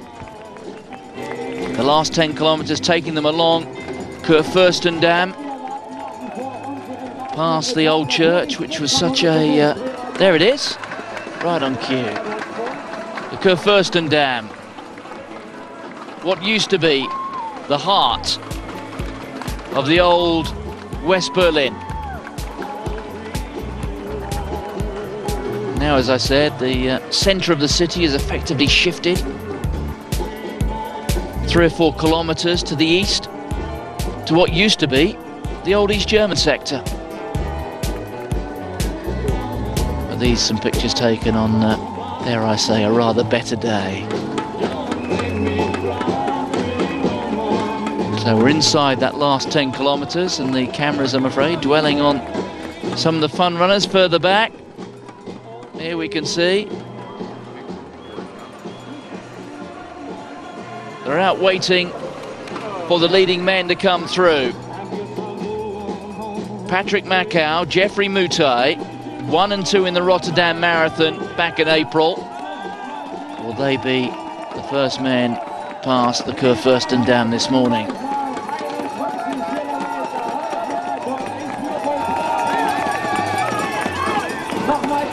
Let's talk briefly, shall we, Eamon, about the state of British marathon running. It's perhaps inevitable that it'll reflect what goes on in the longer distances on the track, and there is this apparently widening gulf between the best from East Africa and the best that European athletics has to throw at the East Africans. But even accepting that, the state of British marathon running, I mean, how much must that disappoint you? Yeah, it's very much a case that we didn't know at the time, but we had a bit of a golden era. When you look back to the 80s particularly, I mean, Steve Jones running his just outside 2:7 and being 1 second outside the world record way back in the mid-80s when he ran in the Chicago Marathon. Charlie Spedding again, another fine marathon runner who picked up a bronze medal in the 1984 Olympic Games. So you kind of feel that we were maybe spoiled through the 80s, as when we look back at British miling, British 1500 metre running, it was the same. So and your best marathon, Eamon? I ran 2:10.50 for London, so that was my best.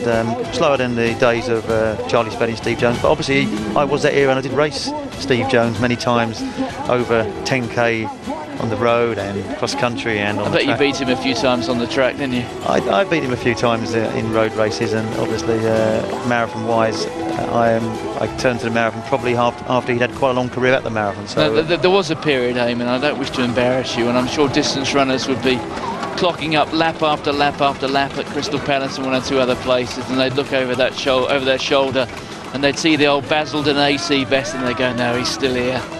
And they knew it was only going one way at that point. That's well, hopefully that's true. Come on, that's what used to happen. That's certainly what used to happen. In fact, it happened in both my marathon victories, where London was certainly the last 400 metres back in them days across Westminster Bridge. Yes. That was the last time it was run there. They had to repair the bridge. They moved it, and they never actually have moved it back. They prefer to finish now, which is probably good looking back down at Buckingham Palace. It's probably an easier place to logistically finish.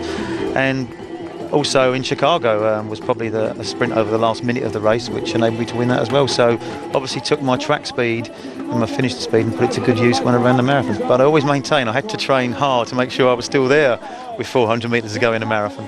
But if you were given the opportunity to do one thing to improve current day British marathon running, what would it be?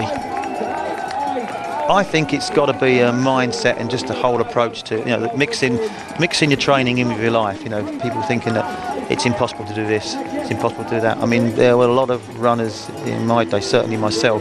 I actually worked. I trained around work and managed to achieve what I achieved. And I feel that there's certainly more talented runners than myself. And if you're given greater opportunity in terms of hours to train, i.e. not working, then I don't see any reason why you can't perform at a much higher rate. And it stands to reason as well, doesn't it, Eamon, that there must be out there somewhere the talent pool, there must be the potential to produce British marathon running. Is that the problem, the fact that we're not targeting the athletes these days?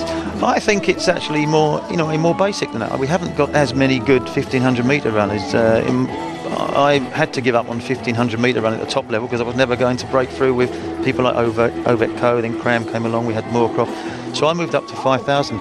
Ultimately, I moved up to 10,000 in marathon. I think we need to get it right at the 5,000 metre distance. Then we'll get it right at the 10,000 eventually, and eventually marathon. And that's the way I think it's got to work in Britain. And we're not actually achieving that.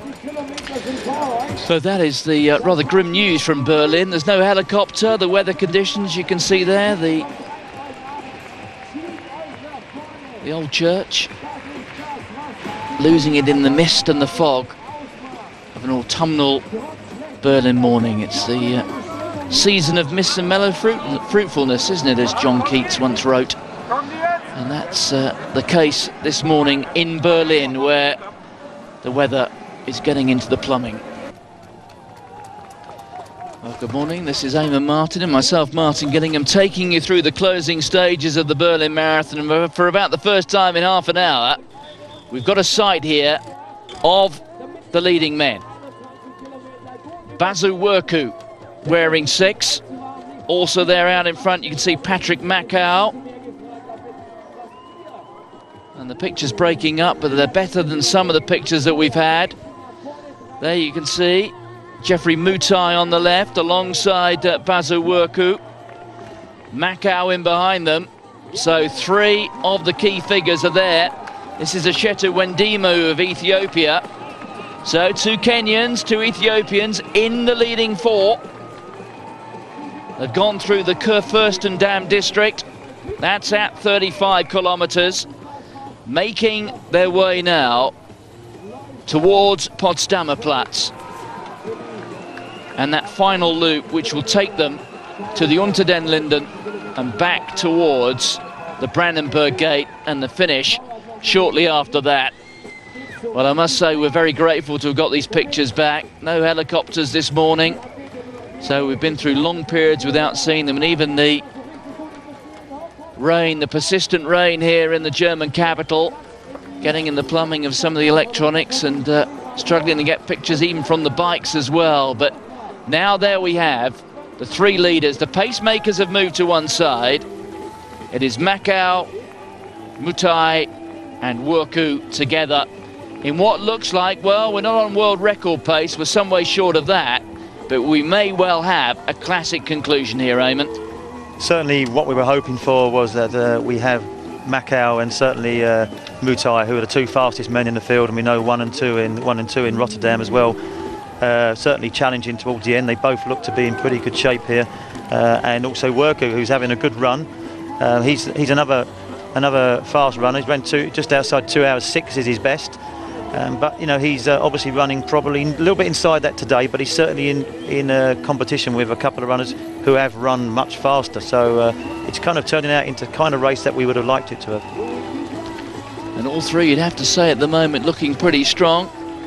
There's Werku, the Ethiopian, the 2 Kenyans behind them, and they're moving through towards the 36th kilometre, or the end of the 36th kilometre. So a little more than 6 Ks to go. Certainly in the earlier pictures, Werku, even before the pacemakers dropped, Werku looked like he was featuring more towards the front, and sometimes I know he pulled up alongside the pacemakers. Mutai and Makau, particularly Makau, have just been sitting back in the pack, and Makau seems to be sitting, whether it's by choice, just behind these 2 here and letting them take the brunt of any kind of winds, so it's more relaxing for him. He seems comfortable to run behind. He's obviously getting more and more experience. He's the one who knows Berlin particularly well, because he's won quite a few road races here, up to and including half marathon. We know he's got a fast half marathon time, and he's comfortable on the roads of Berlin. And a talking point that we've already been through this morning, the youth of some of these marathon runners. Well, Basu Werku, he celebrated his 20th birthday less than 2 weeks ago. He is the unofficial world junior record holder at the marathon. There is no official world record. He ran 2:06:15 when he finished 2nd in the Paris Marathon. That was almost 18 months ago, so he was in fact 18 then. You can see the big hands there in the duster, clearing away some of the water on the camera lens. That's the sort of morning it is in the Berlin capital. But to stress, Eamon, these conditions, pretty good for marathon running. there's certainly, in terms of the dampness, the rain, that doesn't have a major effect. I think it's really if the winds are just a little bit too strong coming from the, we think they're coming from the north, and they're going to suffer them more towards the latter parts of the race if it is too strong. But yeah, certainly in terms of temperature, you don't want it too hot. I guess the 14 to 18 degrees Celsius is probably the perfect conditions. That's certainly what it was 2 years ago when Haile Gebrselassie set his world record. But I think what we got here is we've got three, relatively speaking, young marathon runners. Certainly Worku, you know, he's the slowest out of three, but he's also the one with, I guess, a lot more potential, looking at the fact that he's so young. So he could be looking at, you know, rewriting his personal best today. He's certainly the one who appears to be pushing the pace along.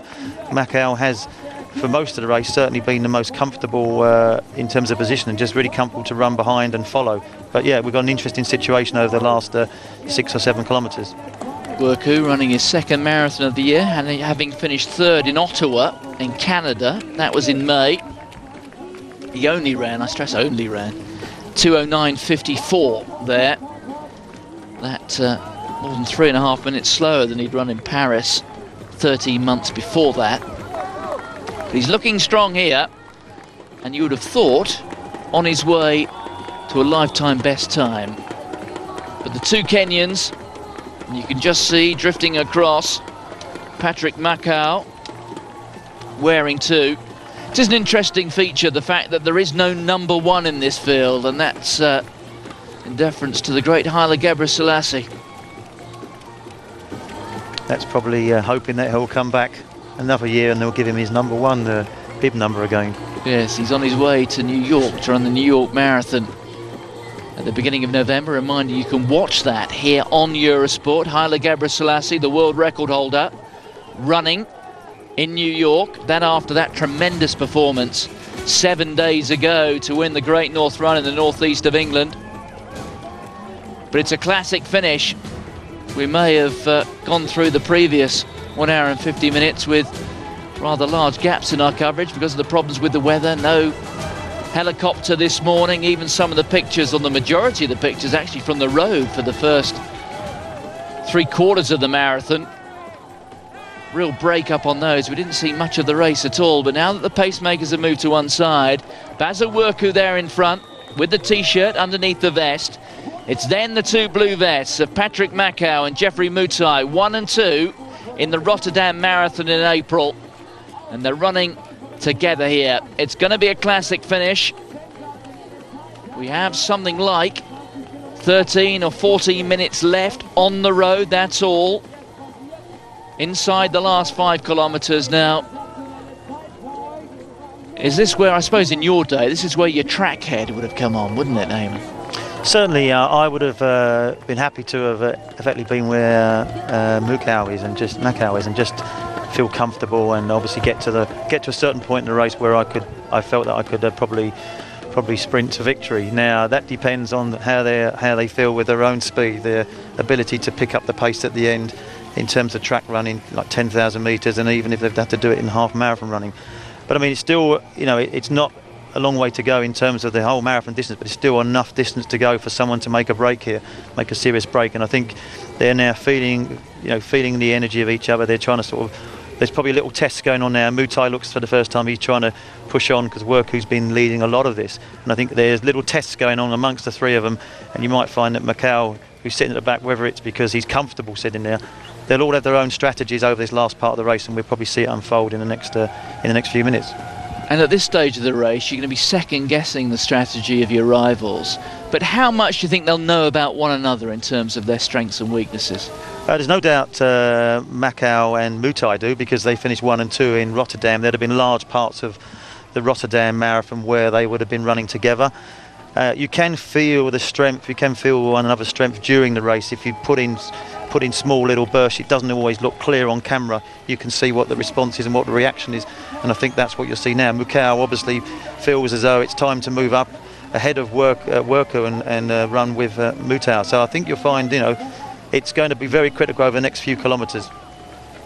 So Macau, for the first time, moving to the front of this field, a man who has run 58.52 for the half marathon.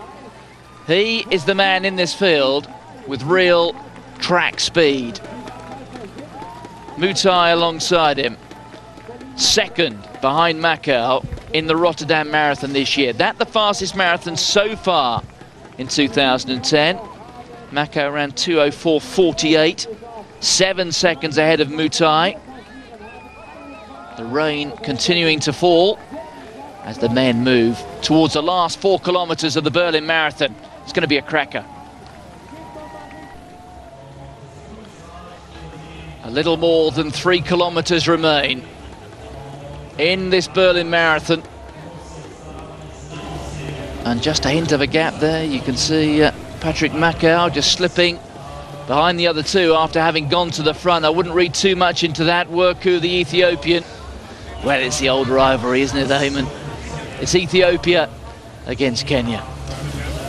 Yes, the great rivalry that is probably African's real sporting rivalry. You know, you get rivalry in many other sports, but certainly in long distance running, it's Kenya versus Ethiopia, and Haile Gebrselassie doesn't have a presence here, but certainly his countryman does.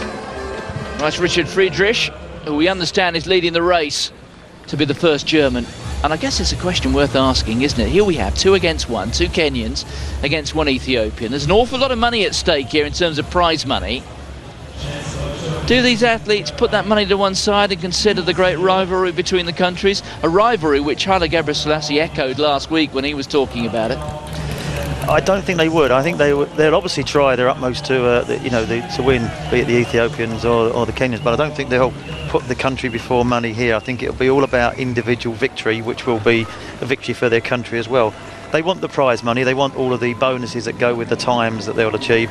So I think this is down to an individual race, but it just happens to be, once again, 2 Kenyans versus an Ethiopian. So it's Mutai, second in the Rotterdam Marathon in April. He's on the left-hand side with the yellow shoes. On his left, on our right, Basu Werku, the unofficial world junior record holder, just 20. A stunning performance. Macau on the right, just drifting across the road. And I guess this is another point, isn't it? When we get to this stage of the race and things are so tight and you get inside the centre of big cities, a lot of tall buildings, when it's wet, close race, fair amount of confusion. We've got the blue line on the road, there it is, you can just see it there. Just got a hint there that maybe Macau was getting a little bit lost for a moment. Maybe he thought that the left-hand side offered the most direct route, but he's drifted back towards the other two. Yeah, Macau, we know that he's raced quite a bit in Berlin. He's won the 2 25-kilometre races, he's won the 2 half marathons. So we kind of give him the advantage of, if you like, knowledge of the city. And certainly, but there was a point there where it looked like he was looking for maybe the shortest route, but it ended up not quite being the shortest route. Well, Macau now, after a little bit of a breather and a few problems with the compass, gets himself towards the front again. And Macau, well, a hint there of a kick.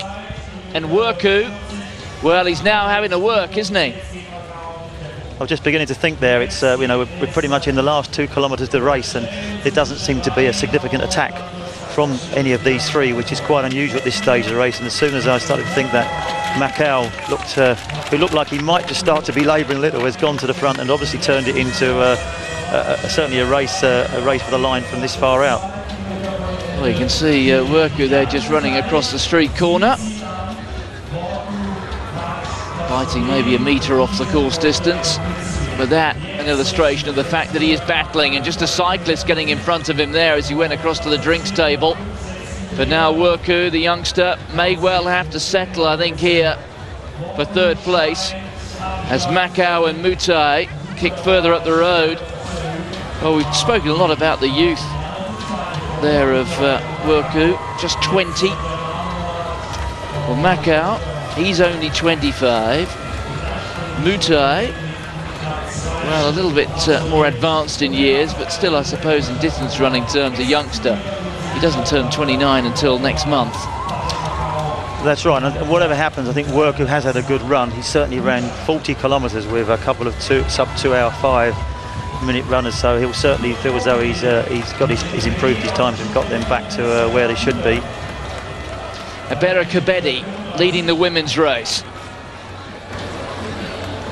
So Ethiopia may well have slipped back to third place in the men's race, but they're leading the women's, actually dominating the women's race in all honesty. There is Ebere Kebede with the help of the pacemaker. Certainly she runs with a nice, she's still running with a very nice bouncy stride there. Kind of a little bit reminiscent of the way that Haile Gebrselassie runs, in that he runs quite high on his feet for a marathon run. Look at the difference between her and the pacemaker, for example. So she's running with a really good strong stride. She's looking very good, and we know she's got the hopefully she's got the winning lead. You can see there the winner of the Rotterdam Marathon. She's got her pacemaker there, Baratua Meta, an Ethiopian countryman. And we've talked about designated pacemakers here. Well, that pacemaker was introduced to the race for the specific purposes there of Kebede. Now in the men's race, we had a situation earlier in the year in Rotterdam where Makau beat Mutai to the finish line, and we've got the same two runners at the front here. I noticed Makau tucking in behind Mutai. He obviously feels the more confident that he can outrun Mutai in a sprint finish. As Mutai looks like he's talking with him, or certainly trying to bring him forward to run with him. He wants to see where he is as we enter the latter parts of this race. Well, we're on to the Unter den Linden, which is the long street. They will see in the distance, if they can see through the mist, the unique form of the Brandenburg Gate. There you can see the linden trees alongside the road. This is a lovely section of the new part of the city, running back from the old East Berlin towards what used to be the line of the wall right across the Brandenburg Gate. But those thoughts won't be in the heads of these two Kenyan athletes as they move inside the last kilometre here. And it's the 1 and 2 from Rotterdam earlier in the year. Geoffrey Mutai, who was second, beaten there by Patrick Makau by 7 seconds. Bazawerku in third place, the Ethiopian, about 30 metres down on the road. These two will have to be careful not to indulge in too much of the cat and mouse stuff and allow the Ethiopian back into the race. I apologise for the pictures again. The weather here really has had a significant impact on our television coverage this morning. No helicopters, but we're seeing them come through the final section here, and you can see it's Mutai who's kicking along here, just bending there towards the forward lean. Behind him, Patrick Makau, who you'd have to say at this stage, Eamon, is looking strong, isn't he? And he has been running immediately behind Mutai, but he has actually moved into the attacking position now as we enter the, literally the real last part of the race. He's in the attacking position. He's moving up. This is similar to what he did in Rotterdam. He wants to do it again. He's got the confidence, and he's in the attacking position. Well, we're inside the last 600 metres now. And Patrick Makau, as they go through the Brandenburg Gate, the finish beyond, and Makau and Mutai shoulder to shoulder. It is a glorious finish, and Makau now just moving a stride or so ahead. And without too much apparent effort, he's going to get first run here on his teammate. It was Makau 1, Mutai 2 in Rotterdam. Will it be a repeat here? Well, Makau's gone in front here, but he's made no significant break. So if there is something in the legs of Mutai here, he could perhaps respond. Yeah, he's handed the attacking position to Mutai, and Mutai's probably grown in confidence the fact that Makau hasn't got away from him. So we could end up with an even closer race than we've got at Rotterdam. It's certainly pointing that way. The 7 seconds gap there looks like it could be much less here in Berlin. Well, that last kilometre inside 3 minutes again. But now Makau just stretching out a little bit. Can Mutai respond? There's a little bit of a gap there. But here comes Makau, and Mutai, well, there is no real response. And Makau in the end, I think, has won it with something maybe in hand. Macau first, Mutai 2, the same order as in Rotterdam. The gap significantly reduced, but it is a 1-2 for Kenya. Werku comes in third, the Ethiopian. Well, in the end, Eamon, we didn't get any fireworks, did we? No, we didn't. It almost looked like it almost looked like Mutai accepted the pecking order, which was a strange thing. I felt he could have had a much tougher battle with Macau at the end there, but he didn't. It's the same result in terms of positions as was Rotterdam in the spring. Macau now obviously established himself as a regular winner of big city marathons, and it's still at a relatively young age of 25 for marathon running. That looks very, very good for him going forward. Not just the fast times, but the ability to win the races.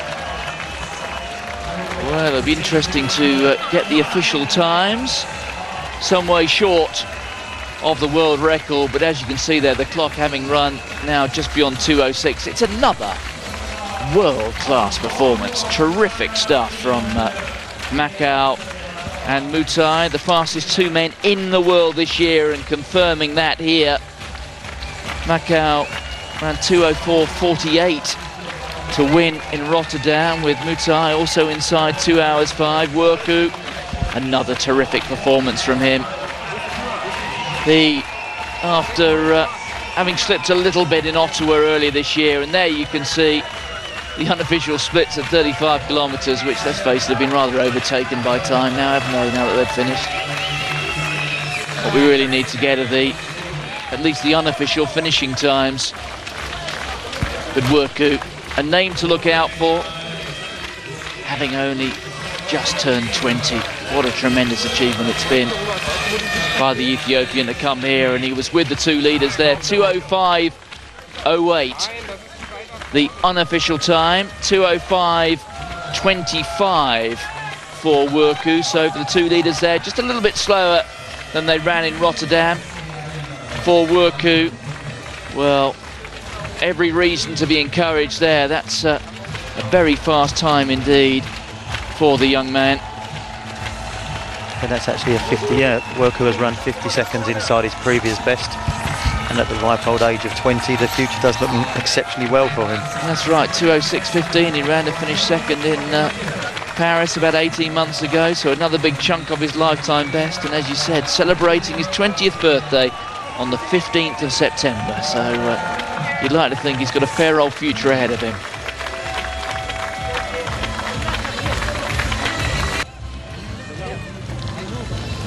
Well, we've seen a 1-2 for Kenya in the men's race. I think we could be well on our way for a 1-2, perhaps even a 1-2-3 for Ethiopia in the women's race. And they're through 38 kilometres now, so just a little more than 4 to go. Abeda Kebede, the winner of the Rotterdam Marathon. Well, we've already seen the men's winner from the Rotterdam Marathon convert that into victory here. I think we're about to see the same in the women's race as well. There's Abeda Kebede,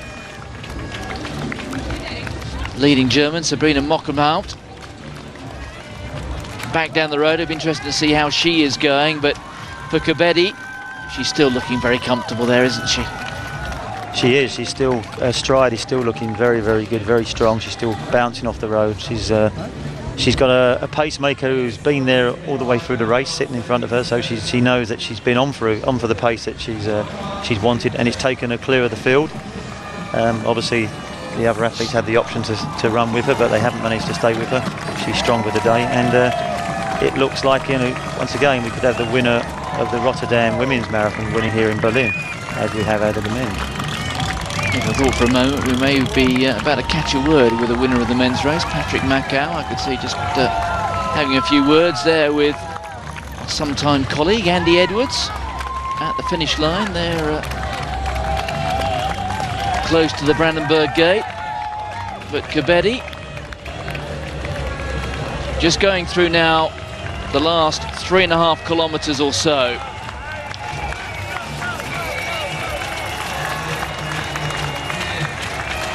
She's looking very, very good. I mean, look at the stride length there. She looks like she's within herself here. She's got away from her main challengers.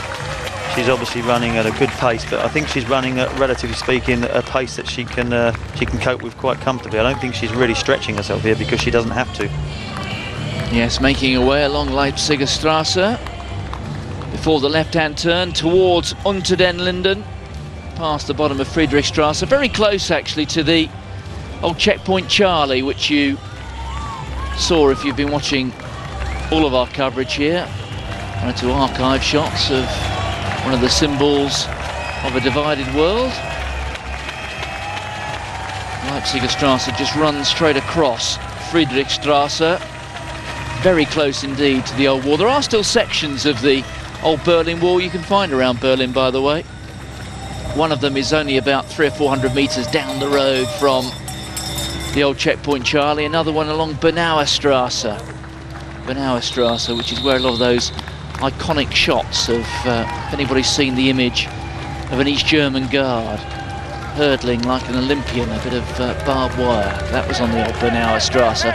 It was where the wall used to run right along the curbside, and many of those pictures early on in the division of East and West Berlin, when you used to see family members dragging others out of first and second floor windows and dragging them effectively from east to west. It was just the drop from the second floor window onto the ground, and that's where many of the pictures historically were from, the side of Bernauer Straße, because as so often happens in the world, it's the media who make history, and the media used to gather there along the old Bernauer Straße.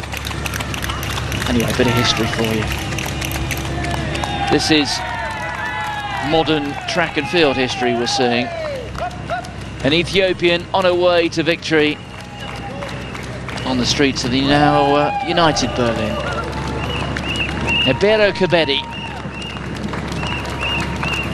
who's looked very relaxed throughout. She was running with her two Ethiopian teammates for much of the race, Besnesh Bekele and also Genet Getane. But she broke clear from those quite a while ago. And now just a little more than 2 kilometres remain. And there with the pacemaker who she's had throughout, Balachua Meta, an Ethiopian. He was charged with running the first half of the race in somewhere around about 71 minutes. They were a shade outside that, weren't they? They are, but I'm looking at the time. I mean, Kebede has run 2:24.26 as a personal best. At the moment, by my calculation, she's actually looking like she's going to run inside 2 hours 24. So for today, I think she could be on for a personal best and a sub 2:24 clocking, which she'll probably look back on as a good day. To me, she doesn't look like she's really stretched herself. She's obviously ran hard enough to get away from the field, and then she looks relaxed. She looks very relaxed at this stage of the race. But she's certainly on for I think a personal best here today. So the women's race has picked up in pace as we've gone along. I think they will be running a negative split here. In other words, the second half of the route faster than the first. Early on in the race, they were looking at something more like 2:26. Well, the pace has been upped as they come through to the leader in the women's race towards the 40-kilometre mark. 40 kilometres via the big concert hall, and there will be a sharp left-hand turn in a couple of moments' time. She makes her way north.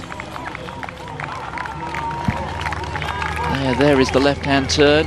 One or two sharps, lefts and rights, before hitting Unter den Linden, and that long run-in of more than a kilometre down towards the Brandenburg Gate and the finish beyond. Ebero Kebede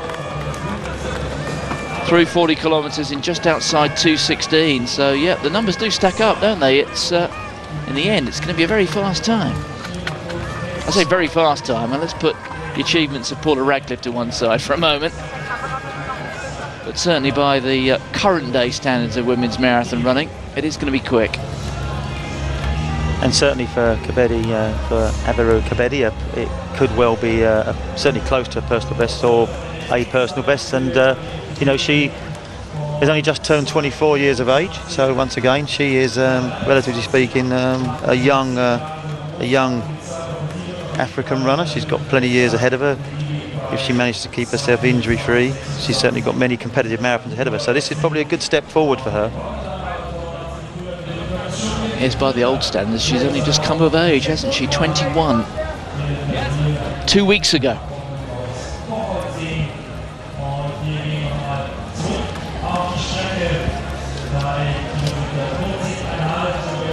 I tell you what, we're going to have a disagreement here, aren't we? Because we've got conflicting dates, birth dates. Eamon's got, what, 1986? Yes. I've got 1989. We'll just accept that she's a young marathon runner. I think that's the pragmatic view. I agree with that. Ebere Kebede. Looking relaxed, though, isn't she? Winner of the Rotterdam Marathon. I think the one thing beyond doubt is she's on her way to winning this one as well. A little bit more than a metric mile to go.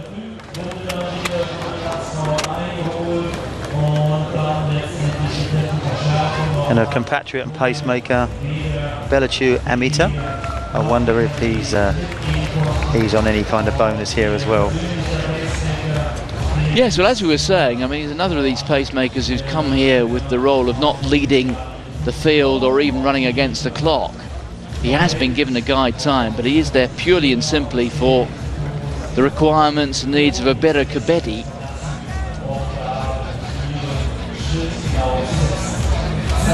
It's an interesting slant on pacemaking. When you get to the women's race, you have a man who can not only make the pace, but can run the whole race with you. Well, that's what we see today. Patrick Macau coming through to win the men's race just outside 2 hours and 5 minutes. So the fastest marathon runner in the world this year. Although remember, we've got some quick races coming up. We've got Chicago to come. We've got New York to come. Both of those part of the World Marathon Majors Series. They happen over the course of the next few weeks. It's an exciting time for the distance running fraternity. You can see there we've got one or two tall buildings in this section. And the picture's just breaking up there as we look at Ebere Kebede. Coming around towards 2:20. Just a little more than a kilometre to go now. That last kilometre, the 41st, running 3:24.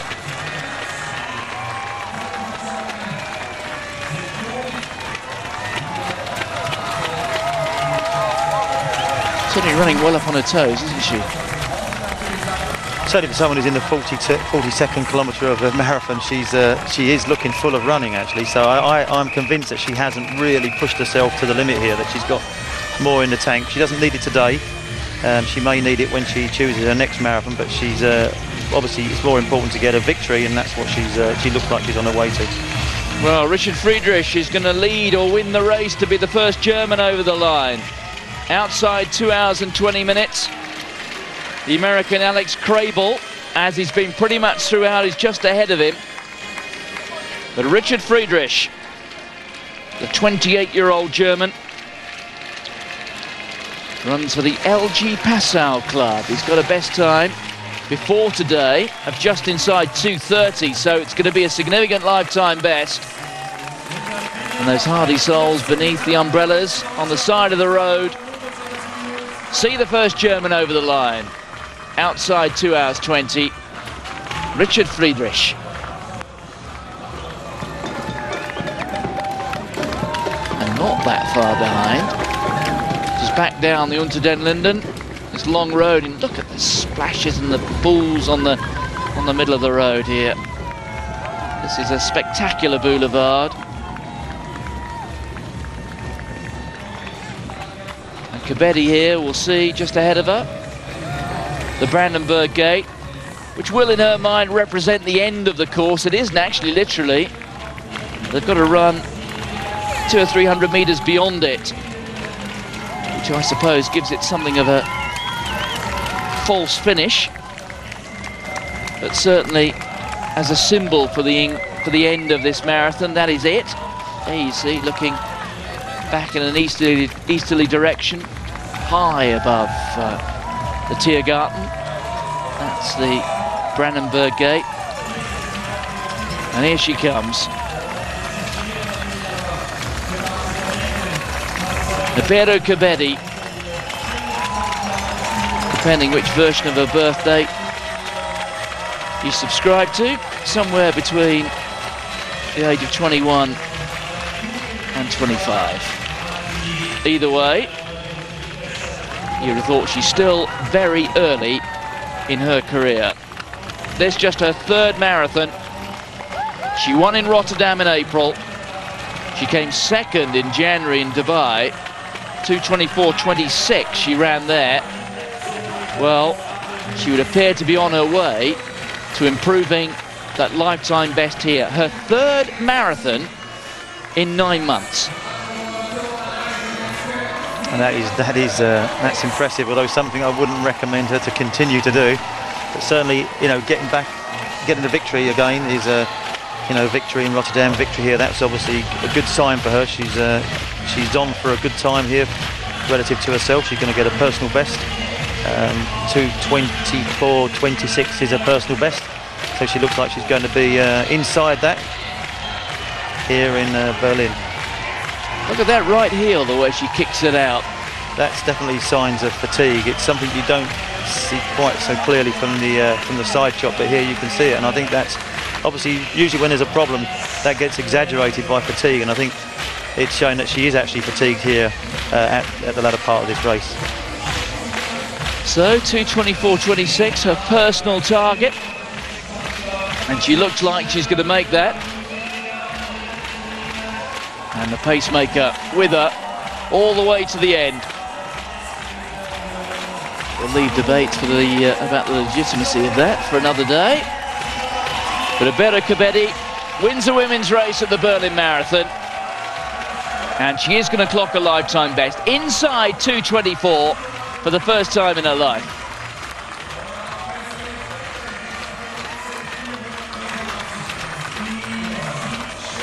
Well, she was looking very comfortable running just a kilometre before the finish, but something's hit her quite hard, hasn't it? It has, and when you look at the way that right leg was moving and the way it was kicking out, that's a real sign of fatigue. Also could be signs of biomechanical problems, which, you know, she may not manage to sort of keep at bay for years and years when she's marathon training. And I think you saw there at the end of it the effort she had put in. There are one or two images in marathon running that we, I think, don't need to see, and that's perhaps one of them. Marathon running is hard on the whole body. It's not just a case of your legs get fatigued. The whole body, the stomach gets churned up. So you can imagine sometimes at the end to bring up whatever you've been taking down is the only thing you want to do. We'll leave it at that, shall we? Besnish Bekele comes in second place. It is a 1-2 for Ethiopia. Will they make it a 1-2-3? Bekele, who in some people's minds came here as the favourite, finishing strongly. Sabrina Mockenhout coming through. It's been a good performance by the German. She's going to take third place, so it won't be a 1-2-3 for Ethiopia. Mockenhout, terrific performance from the German.